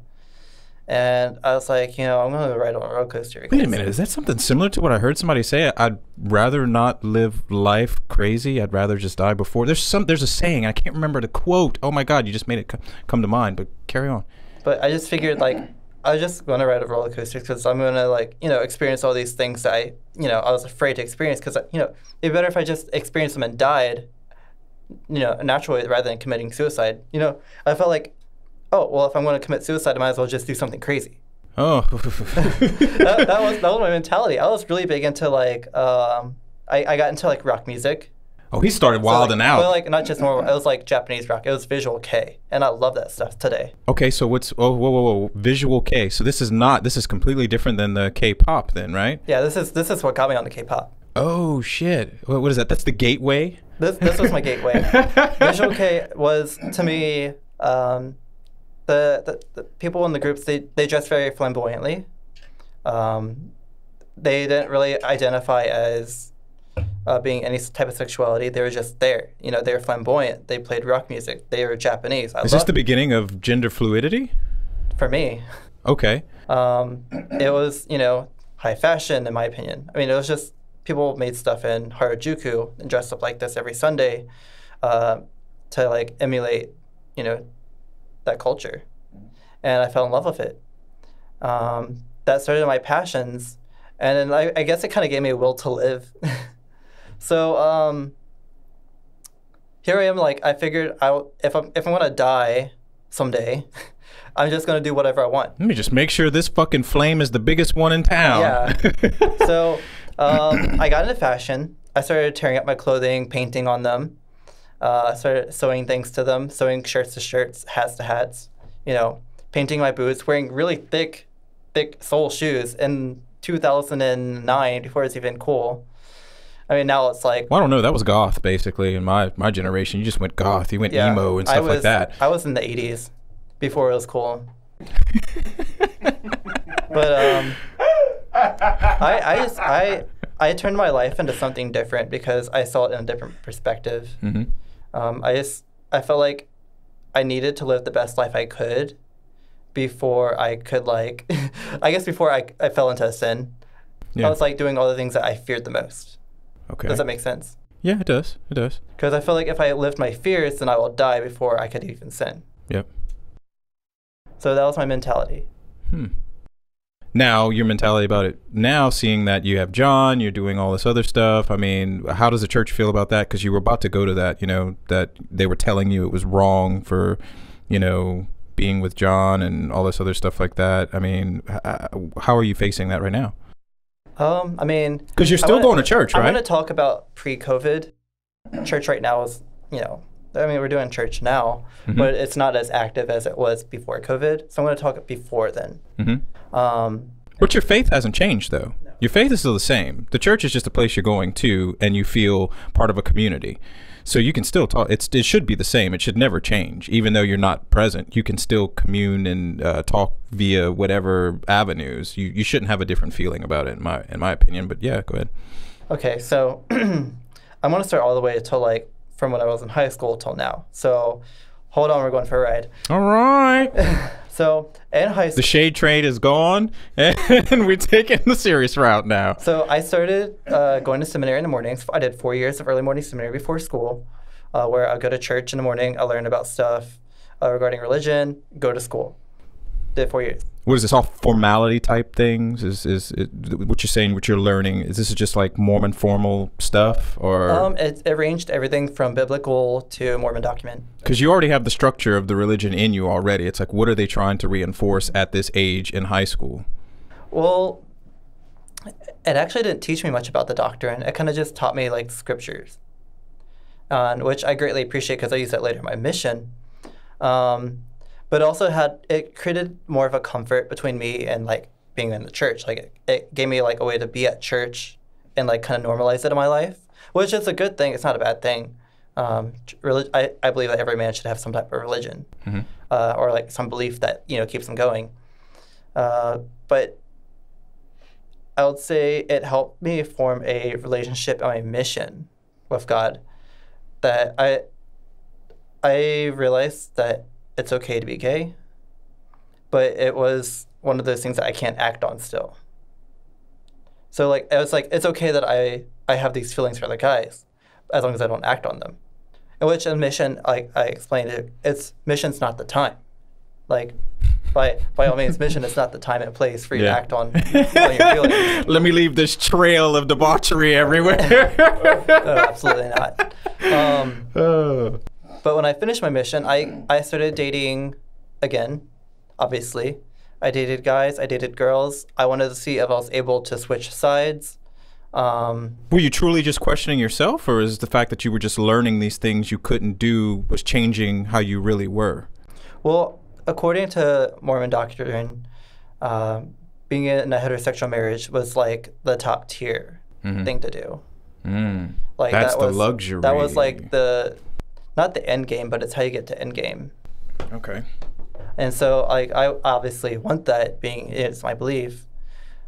I tried dating girls and tried dating guys, and I just, with girls most of the part, it didn't really work out. Not because like I wasn't attracted to them or they weren't attracted to me, but I feel like the chemistry never worked. I was about to say, that's a whole different chemical, I don't know, it's just a lot of emotion that just doesn't equate to what a guy's emotion is. I just, can anybody explain it? Girls' chemistry versus guys' chemistry, it's not the same. Well, it would take a bi person, maybe. It would take a what? Maybe a bisexual to kind of. No, because I think bisexuality is just your way into the gay world. I really think it is. I think it's a cover-up. What? I do. I really do. What? I think Every bi person I know, every bi person I have known has turned either full lesbian or full gay. They have. They'd start doing that, and I think it's because it was wanting the acceptance of teetering towards another sex, teetering towards the same sex, so that they could get that comfort and that warmth of, yeah, you're still part of our club, and you can tiptoe until you get into being gay, and they have to accept it. That is what I've known. That's my personal take and what I've seen out of everybody that I've known that has been that was bi. They're full gay now. We'll circle back to that. Sorry. Like my quick like little spill on bisexuality is, I feel like a lot of people who are bisexual are actually attractive to both genders. Maybe more so one to another more than the other. So like let's say like I'm bisexual, but I'm more attracted to men. But I mean I'm not like against dating a girl. I'm not against like sleeping with a girl. It would be like that. Well, and maybe the people that I knew that said that they were bi, maybe they truly weren't bi, and they were just using that as an excuse. Maybe I never knew a real bi person, but everyone that said that they were bisexual, they'd be dating girls and they'd be dating guys, and all of a sudden, let's just say he's a guy, started dating more guys. they're married to a guy now, and they've never dated a girl ever since. And they don't find girls attractive. Any of that.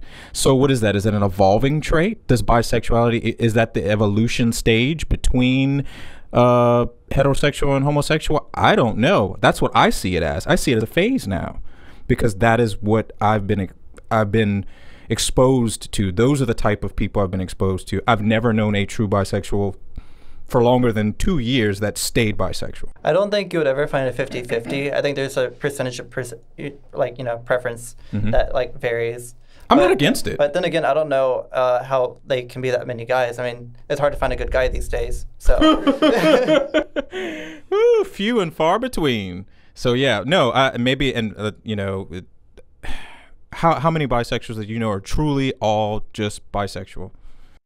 They'll date a guy as quick as they'll date a girl. I can't put a number out there, but like I have like faces in my head of people who I know. You know, I don't want to name drop. Yeah. I do know people that are pretty bisexual.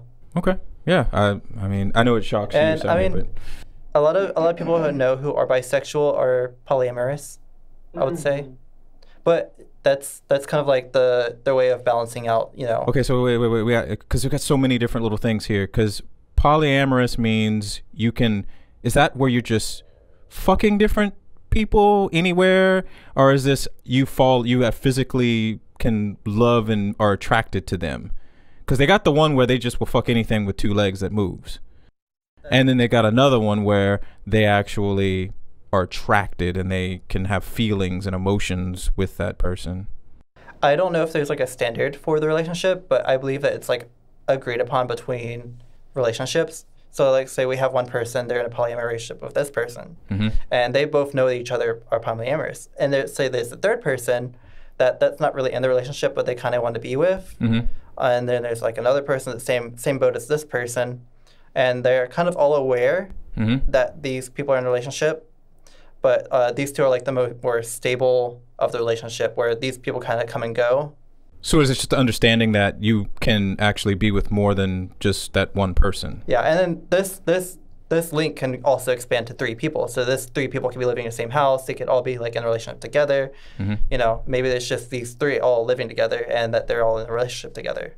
Oh, you know what I'm mixing that up with? I'm mixing that up with what they categorize pansexual. Pansexual is where you just fuck anything that moves. Now with pan, okay, so a lot of there's like a big war about that actually, between like bisexuality and pansexuality, because bisexuality gets confused mostly by what you just said, like people who go through phases, right? And so then people who actually are bisexual, like some of my friends, are like, well, then they like, now you have pan, which is like, I'm not attracted to the genitalia at all, it's just the person.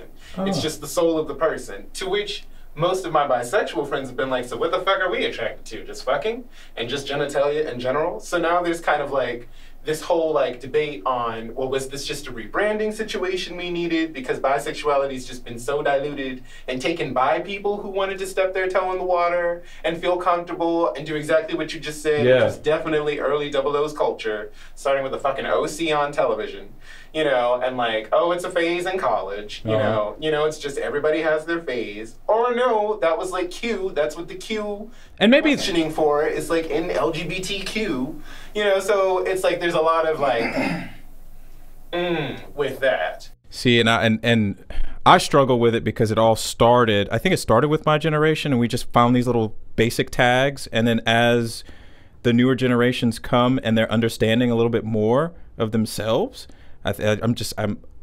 I need more explanations. I don't know what's going on. I'm kind of lost. That's why my whole thing is I don't think I've ever met a bisexual person. If you're telling me that, yes, they can like both. No, I've never seen a bisexual person that's stayed bisexual for longer than 2 years. Well, I mean, you know, and so that's what, you know, he was just explaining like polyamorous. Like, yeah, you have a better chance of seeing what that is, like if they're like polyamorous. And how many people do you know that are polyamorous? Quite a few as well. And that it's all working pretty smoothly, and how does that play into religion? Because you see, hell, go back to Roman days of the orgies and everybody doing all this stuff, but they were Catholic or something like that, you know, and they believe in this faith, but then they're having all this stuff go on. how does all of that work with religion? Because I see a lot of polyamorous relationships. They're pretty open with like different religions. For example, like one person will be Catholic or some other type of Christian. Other person will be practicing like a witchcraft or something New Age. Like they're just pretty open. It's a wide spectrum with religion. Well, then why does religion, or why are people jumping on a bandwagon that God doesn't like gay people and all this other shit? Why is that a problem? Because that goes back to Mormonism, how you were kind of questioning that, and then you needed to find yourself. And today, is it the same way? Do they still see that as a sin? Well, the church now says that it's the same-sex attraction, like the acting on the same-sex attraction, that is a sin. And then also sex outside of marriage, regardless of gender, is the sin. And you follow that for the most part. Okay. John, I like to go back to that because you have a healthy relationship going on with that.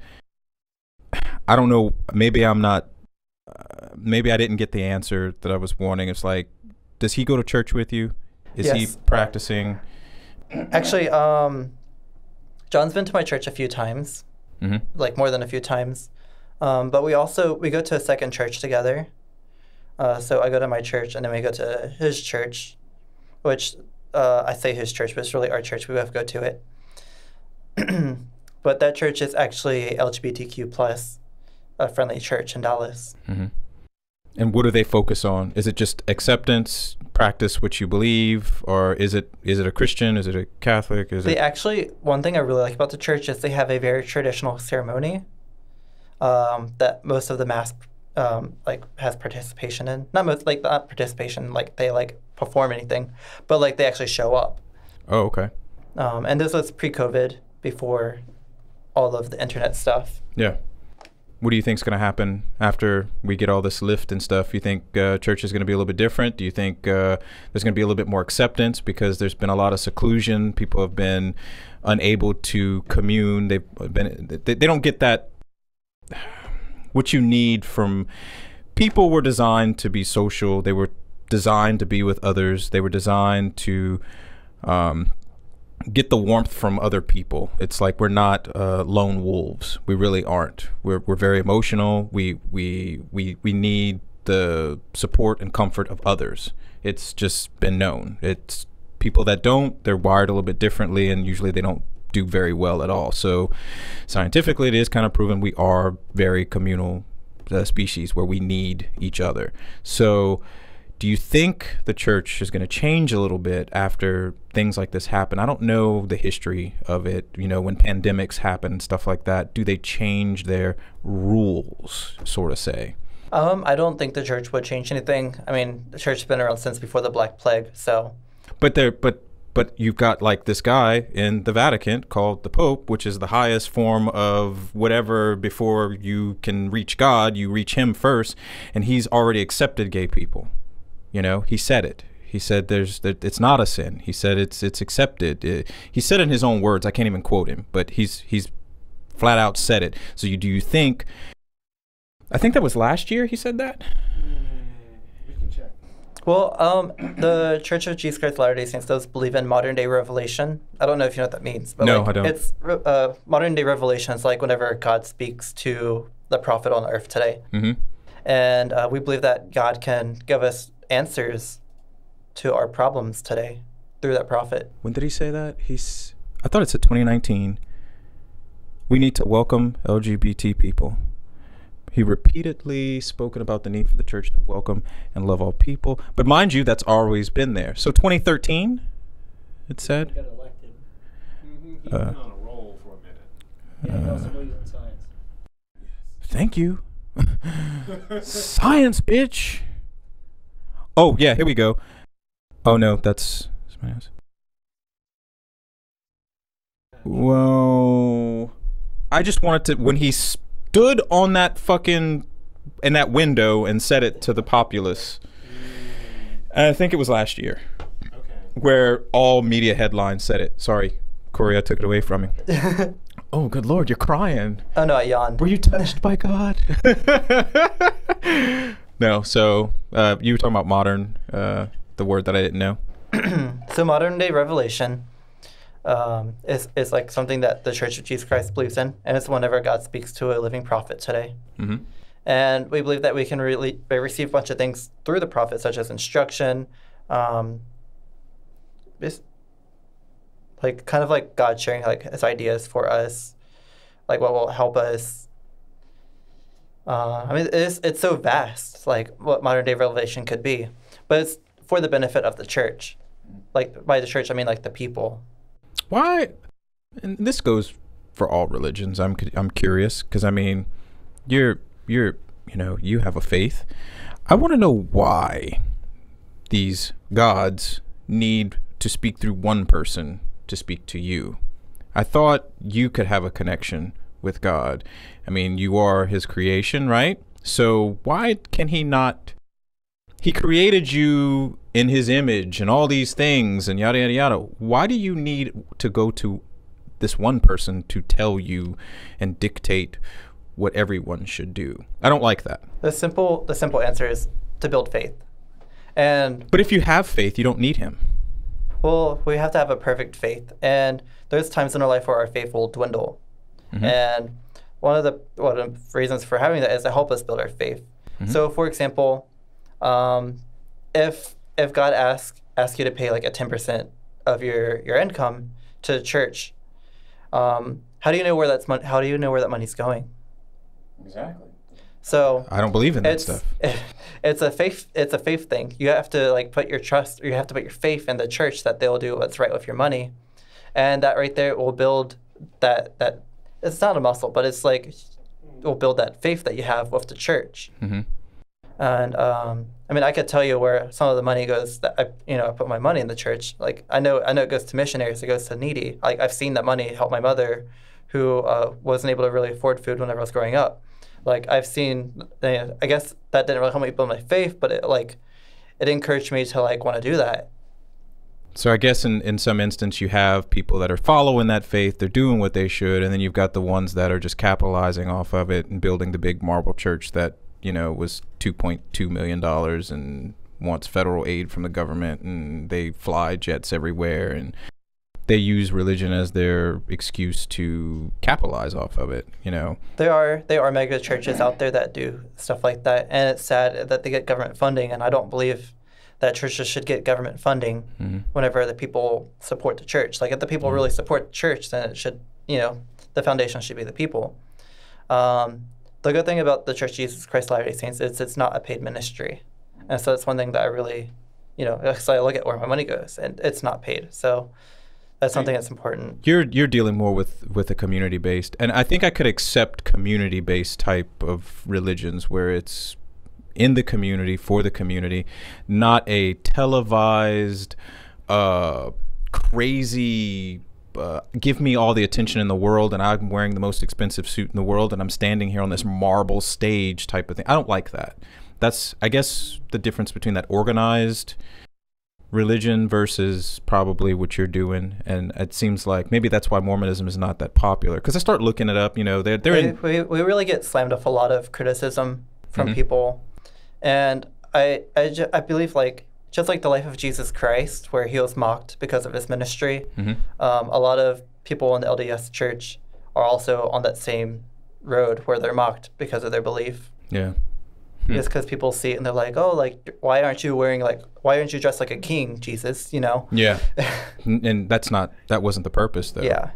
So we'll get off this, but I want your take.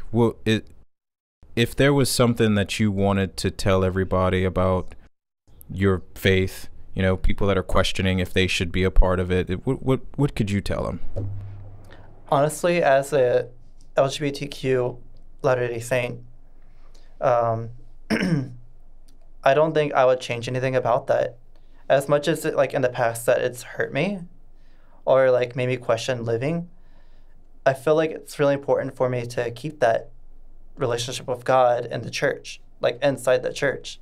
The church has been there to bring me nothing but peace. Besides that, besides saying it's a serious sin, other than that, it's been peace.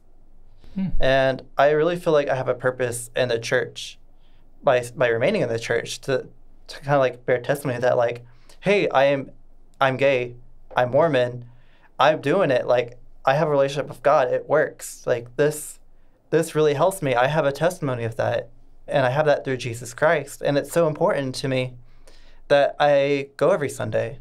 Well, it's really important that like I come here and I share these things because maybe I'm the person that someone who went through the same thing I went through needs to hear to stop them from committing suicide, because suicide is not the answer. Suicide doesn't solve being gay. Nope. Being gay is who you are. Yep. And that's how God made you. And God said that every soul is great. So if he thinks your soul is great, you shouldn't throw that away just because you think you're not great. Does your religion actually fuel some of your, fashions? Are you going to mix those in some kind of way? Can you do that? I've actually never really thought about it. I've kind of just left my religious life separate. Besides one part when I was on my mission, I did teach a necktie making class in Malaysia. I taught how to make zipper neckties because in Malaysia they don't really know how to tie neckties. That's not something that they wear normally. Yeah. So zipper ties it was.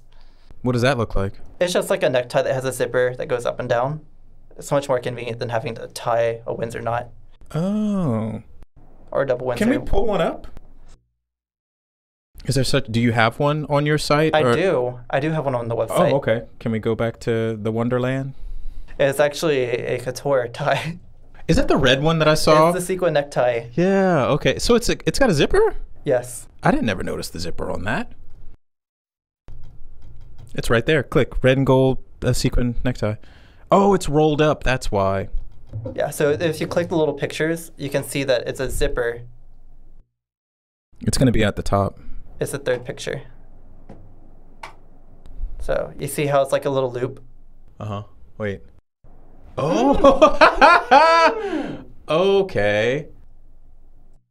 So as you adjust it, it stays in place. Yeah, there's like a little lock on the back, so you just push it and it locks. That's if you fucking want to undo it, you just cool. lift it and it unlocks. That's fucking cool. XJ Wonderland, get your zipper tie, bitches! So this is on the higher end. It's made of reverse sequins. It has a snake embroidered onto it.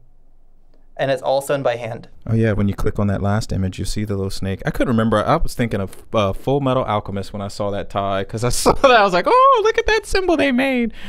Oh, I'm stupid, I know. That's what I thought of. And I remember you showed me that one last year. You wore it somewhere too, didn't you? The inspiration for this tie was actually Taylor Swift's Reputation tour. That's why it has a snake and it's bright red. And she changes into a gold outfit in the middle of the show. That's why it turns gold. Okay. I love Taylor Swift. Oh God! Oh my goodness! How? Oh God! I don't know. I also like Beyonce. I also like Britney Spears. But Taylor Swift. Oh, and Yuna. If you don't know Yuna. Well, we did talk about. We said talked Yuna about earlier. Yuna before, but Yuna, yeah, she's from Malaysia. What makes you like? NCIV. Wait. What makes you like Britney Spears? Because usually people I hear that like Bianca and all them don't like Britney Spears. I'm sorry, Beyonce. I'm sorry. I'm sorry. I don't compare queens.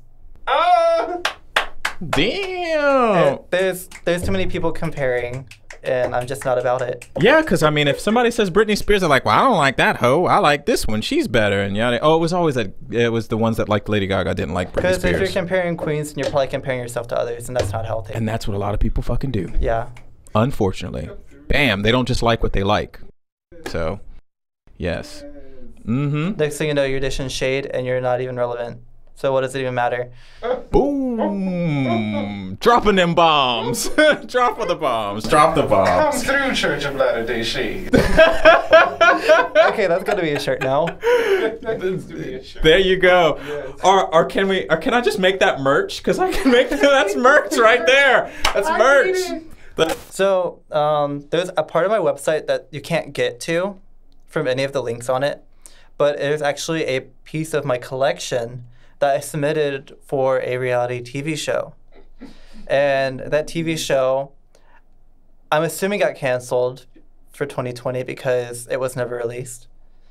Let's find out. The producers never got back to me. I've checked on it periodically, and the website they never updated the website or anything. Well, let's go check it out. Hey, wait, was that the submission that you did 2 years ago? Yeah, where I came out with the whole collection. Yeah, you never heard a word about it. Let's go look them up. Let's check these hoes out. You ain't even got to put the screen on it, though, Chase. Don't worry about Trace.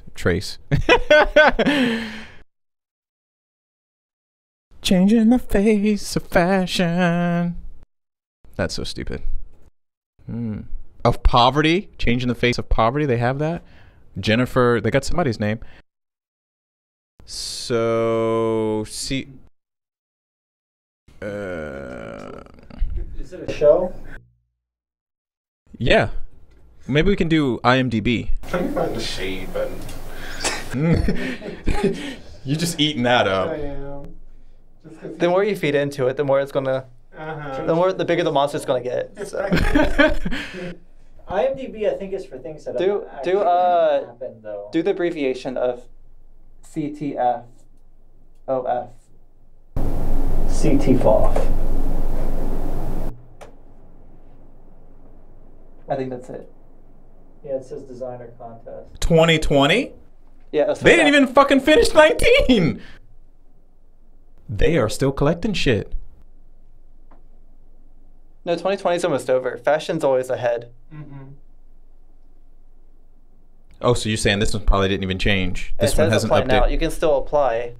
They are still stealing people's shit. What country code is 31?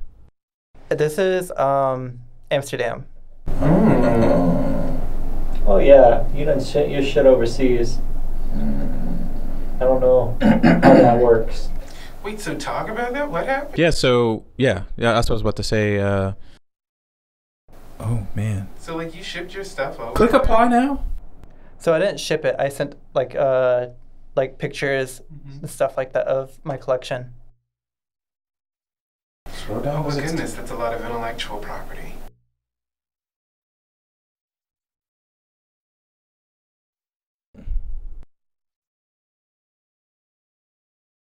I did all the steps. Mm-hmm. And I did all the eligibility. Let's see if the form is still there. I'm just curious. Okay, Trace. Yes, it is. It shouldn't be if they canceled it. You know what I mean? Mm-hmm. Oh wow. Okay, so tell us about this. Come on, how are we gonna change the face of fashion here? What's happening? How'd you find them? I think my grandmother actually sent me. I think it was my grandma. She Oh. sent me the link, and she said that they were advertising for this contest, and nothing came of it. So I just submitted my application in and didn't hear anything back. How long have they been doing this though? How many years? Did you do research on it? The website came out in 2019.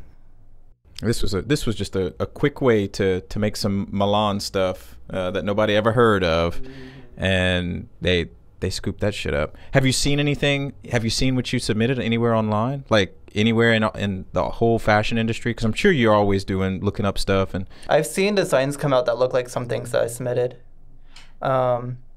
For example, in Next in Fashion, Ton France wore a black mesh robe, which was something that was part of my collection. do you have a picture of the thing that you submitted to him? It should be on the website. You have to get to it from the top, So XJ Wonderland. not the bottom. So just go to XJ Wonderland, or am I typing in a hyperlink? Nope, just go to there. He's got it somewhere buried in his. So click XJ exclusive at the top. You see it up very at the top, the very top, Yeah, and that. next to Okay. shop. Nav Now book. 2019 collection. And there it is. Oh. Mm-hmm. This right here. So that's kind of like a demo of it. Mm-hmm. And then there's a YouTube video of it, of the entire collection, and then there's solo shots. Mm-hmm. I remember that one. Because that's your same girl that you use now, isn't it? No? She No. looks... I've only used her once for modeling, and I really wish I used her more. I'm friends with her. Where's she at? She's in Dallas. Oh, well, shit. You need to tap into her a little bit more. But the name of the collection is Power of Diversity. And it's black, white, and yellow is like the colors of the clothing. Okay, so I have a question for you, Corey. You ready? So how you spell your name? What brought that about? Cor? Yeah. So How is it pronounced? Because I see the carrot on the top, and I'm not like the. It's just Cor. That's it. So. Cor, like Cor. Yeah. So guys, I love coffee. Favorite thing ever, and you can help me get a coffee and stay awake to interview everybody that comes on the podcast. Podcast is good when I'm awake. So go to buymeacoffee.com/Tim, and that's Tim as in TEHM. So buymeacoffee.com/TEHM and help keep me awake, guys. Okay. I was just curious. It started in middle school with my parents and my best friend called me Cor. Mm-hmm. Because my nickname growing up by my mom since I was really little was Coco. So I grew up, I was Coco. My mom says, you're still Coco. Oh. But Cor grew on me, and so I just shorted it to Cor. But legally it's Corey, though. And are you going to change it? This brings me to a good topic to talk about. 2021, I plan on releasing music. Okay. I haven't really told anyone about it, but I've been working on some stuff. One of the first collaborations I plan on doing is with a girl from Baton Rouge named Skylar Hart. She's starting her own music career too, both solo and with a group called Pink Eclipse. And so I plan on releasing music about the same time. What genre of music is this? I honestly don't know if it has a genre. Really? So this is something new that nobody's heard, or is it something that you're interpreting? I mean, I'm not really that into music to know if it has a genre. I'm sure it does. Mm-hmm. But as much as I want it to be pop, it's probably not pop. Okay. So you have no example of it anywhere because you haven't produced anything yet? No, I don't have any examples. If I could categorize it, it might be classified as glam rock, but not so much rock because I don't really have instruments. Okay. But the sounding is very cinematic. So you doing it, are you playing an instrument? You said no. Are you singing? Is it vocal? A lot of it is about the lyrics because I honestly don't think I have a good singing voice, but I'm good at writing poetry. And I also what does she do? Oh, Skylar? Yeah, what is she going to bring to it? She's actually a really good dancer. She's been dancing for most of her life. Okay. She's getting into singing. She's mastering that. She's had a past of cosplaying. We've cosplayed together in the past. Have I seen her in any of your past works? No? I just did a video of her, but I haven't released it yet. Okay. And it's just a cover video, but it's cute. Oh, shit. And you said next year you're going to put this out. 2021. Is that all going to be available through your website? You'll be able to view it on YouTube and also the website, and then also should be for purchase and various music. On Spotify. Yeah, iTunes, Spotify. He'll be on Buzzsprout too. Just not SoundCloud. Why? What's wrong with SoundCloud? I'm not a SoundCloud rapper. You have to be a rapper to be on SoundCloud? No, I'm just saying. I'm not a SoundCloud rapper. And that's not shade towards any SoundCloud rappers. I'm not a big fan of using SoundCloud. I thought SoundCloud for the longest was just to grab little pieces of sounds. Sample. I need a drum roll. I'll go to SoundCloud and get it. But then all of a sudden I found out that they're doing podcasts on SoundCloud. I was like, holy shit! Didn't really know it. Buzzsprout doesn't do SoundCloud. But yeah, if you think about it, if you do Buzzsprout, I don't think it's just for podcasts. I think it's for anything, but it'll distribute across all of the platforms. And the main reason why I wanted to get into music is not because I wanted to follow the trends and become relevant through music, but I really feel like Malaysia needs some good music. Not that they don't have good music, but I feel like I have something I can add to the music of Malaysia. Okay. Since I do speak Malay. So what you're putting out is what they already, you said no. It's going to have a mixture between English, Malay, and French. Holy shit. Okay. So I'm definitely not going to understand it. Yeah. But you might like it. And it's going to be solely based on telling stories. Okay. So it's not just to listen to it to chill. It's like it's about the story. Oh, so you got to listen to the lyrics then. Yeah, well, there'll be subtitles in music videos. Okay. Because I was like, I don't know French and I don't know Malaysian. Oh my goodness. You are going to dive into. How is that gonna? Is it gonna tie into?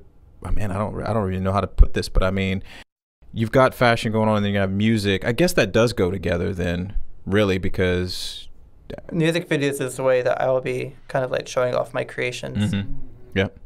I started designing my stuff for cosplay, and then I wanted to get into more performance wear.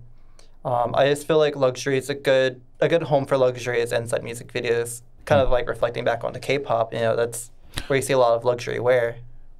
You said something when you said cosplay. I always wondered why you don't have a cosplay section. Well, cosplay has a lot to do with copyright too. I have to be careful with that. But couldn't you do your own? You see how you kind of interpreted Neopets in a way, and you've created your own characters. Couldn't you actually create your own cosplay? It sounds like you could. You have a very, very open mind. You have a lot of things that are inspiring you. There are a lot that you want. I think you could have a very good cosplay section. I thought about it. My characters that I've created, you could actually buy some of the things they're wearing inside the shop. A lot of their outfits are based off of things that are in the shops. As far as cosplay from like particular shows, I don't really want to get into that because there's other Etsy shops, eBay people who actually make those cosplay props already in bulk. I wish you'd get a hold of this girl. Can you go pull up my Facebook?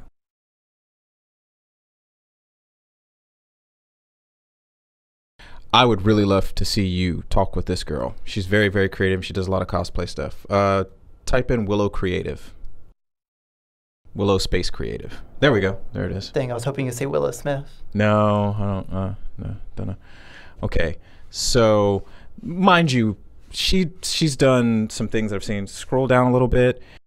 That looks pretty cool. She does a lot of intricate cosplay stuff. I see you doing this type of stuff. And that would be a person that I would say you would definitely collab with. Do you do a lot of collaborations? It's actually, I want to do collaborations. I mean, well, Skylar's going to be one. But there's other collaborations I want to do in 2021. There's some people that I haven't submitted a form to, but I know that they'll be willing to I know they'll be open to doing collaboration because I talked with them in the past about doing it. It's just not set in stone yet. I mean, what do you think of, now mind you, she's overseas, so she's got time difference and all kinds of stuff going on with her, because I think she's, is she in Denmark? NL, she's somewhere in the Netherlands, so she is in Denmark somewhere. I don't know. I mean, what do you think of stuff like that?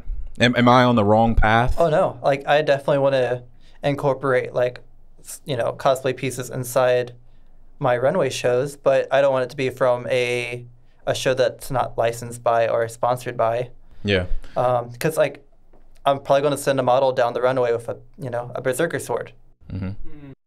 Gotcha. Okay. Yeah, NL. Yeah, NL. Because I saw her website had. Yeah. Okay. Well, there's going to be models in my runway shows that represent Roselle and her durian. She's going to have it on a chain, and she's probably going to be swinging it around. Yeah. Where did those characters come from again? I just made them up. Nice. See, you're there. He's going down that path. I see it. I see it. I think because of you're in a city. You're in Dallas. That's where you live. They have all kinds of big conventions there. Houston is not far away as well. I think an introduction to something like that, you could hit in that. I think that could fuel everything else quick. I don't know. That's just what I was thinking while we're sitting here talking, and then I see the aesthetic and I see everything that you like, and just knowing Pokemon is how we met and stuff like that. I really see that going on, and then you could just do a couture line from there on the side of it while the fucking cosplay feeds everything and keeps it all going.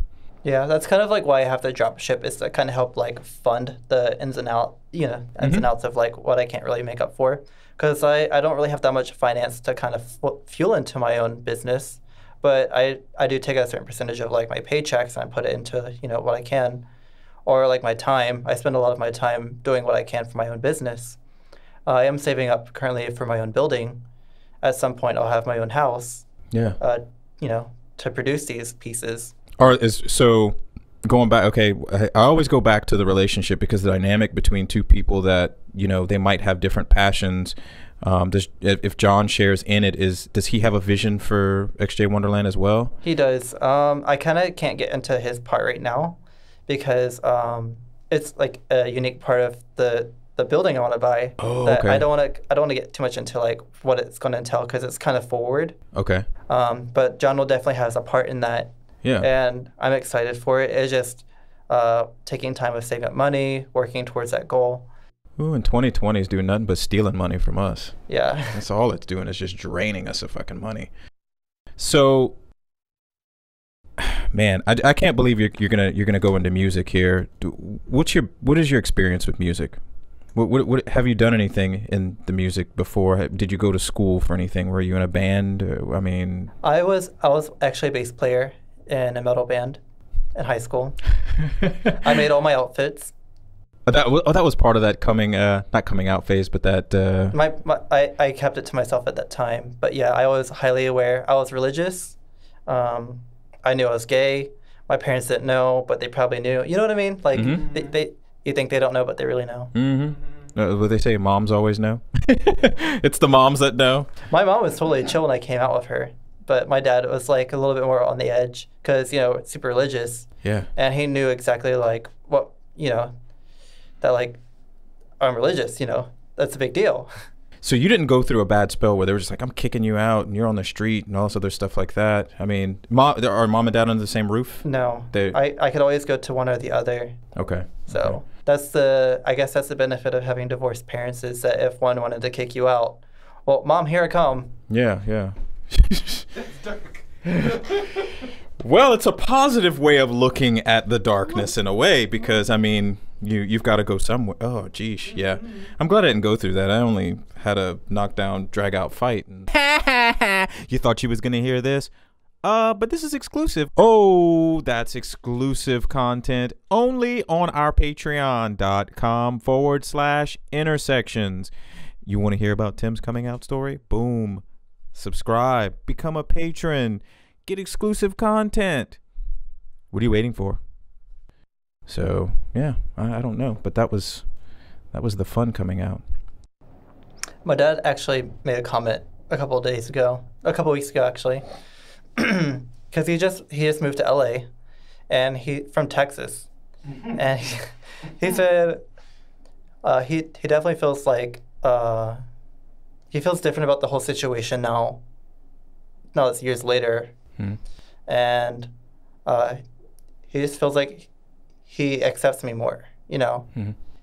Maybe he's exposed to seeing all of the different sides of, because every culture, everybody has a bad section of whatever they are, you know. There's a bad section of all cultures, and I think most people focus on that more than anything, because guess what, that's what's pointed at all the time. This is horrible, and they just forget all the good shit that's going on. It's kind of the military. All the attaboys that you get are never remembered. It's that one fuck up that you make that just erases all of those. And I think that's just the same thing with gay culture as well. I think it's crazy too, it kind of throws a red flag at Texas, because I mean, he was born and raised in Texas his whole life. He only moved to New Orleans for military.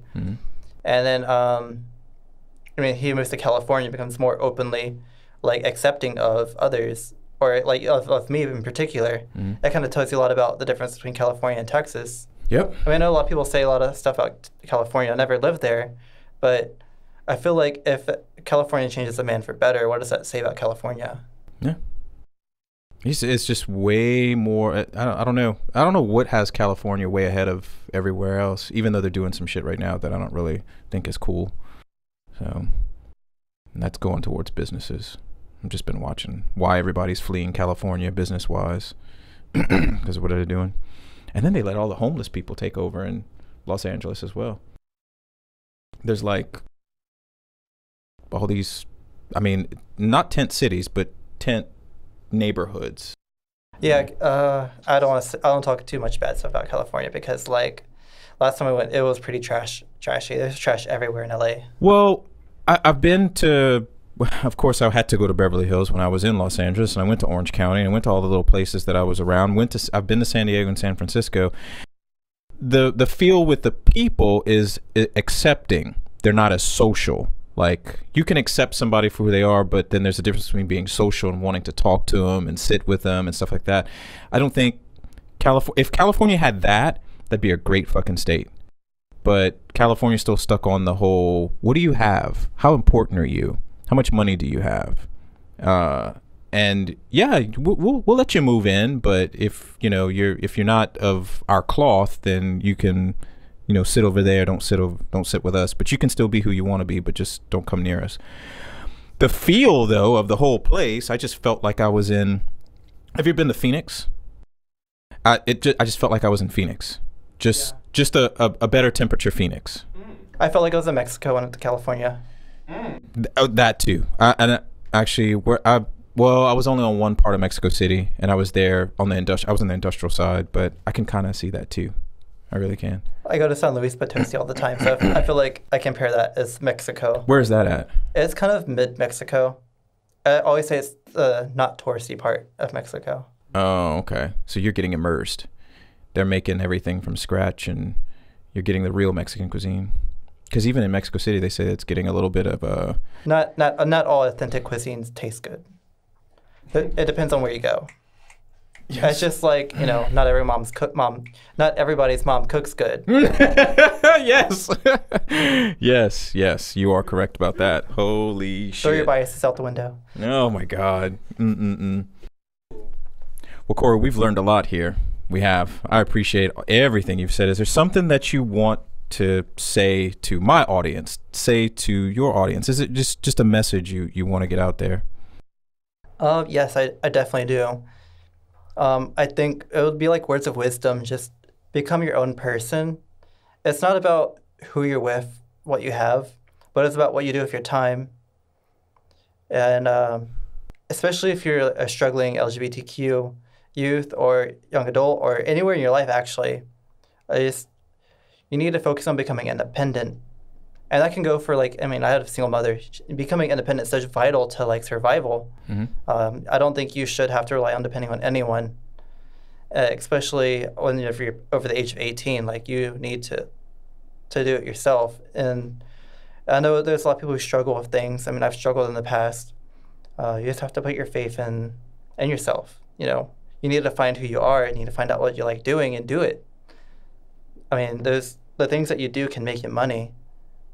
And it might be rough at first. With my business, it's not exactly smooth, but I do what I love, and I'm able to produce the clothing. It's amazing. Yep. I enjoy it. It makes me happy.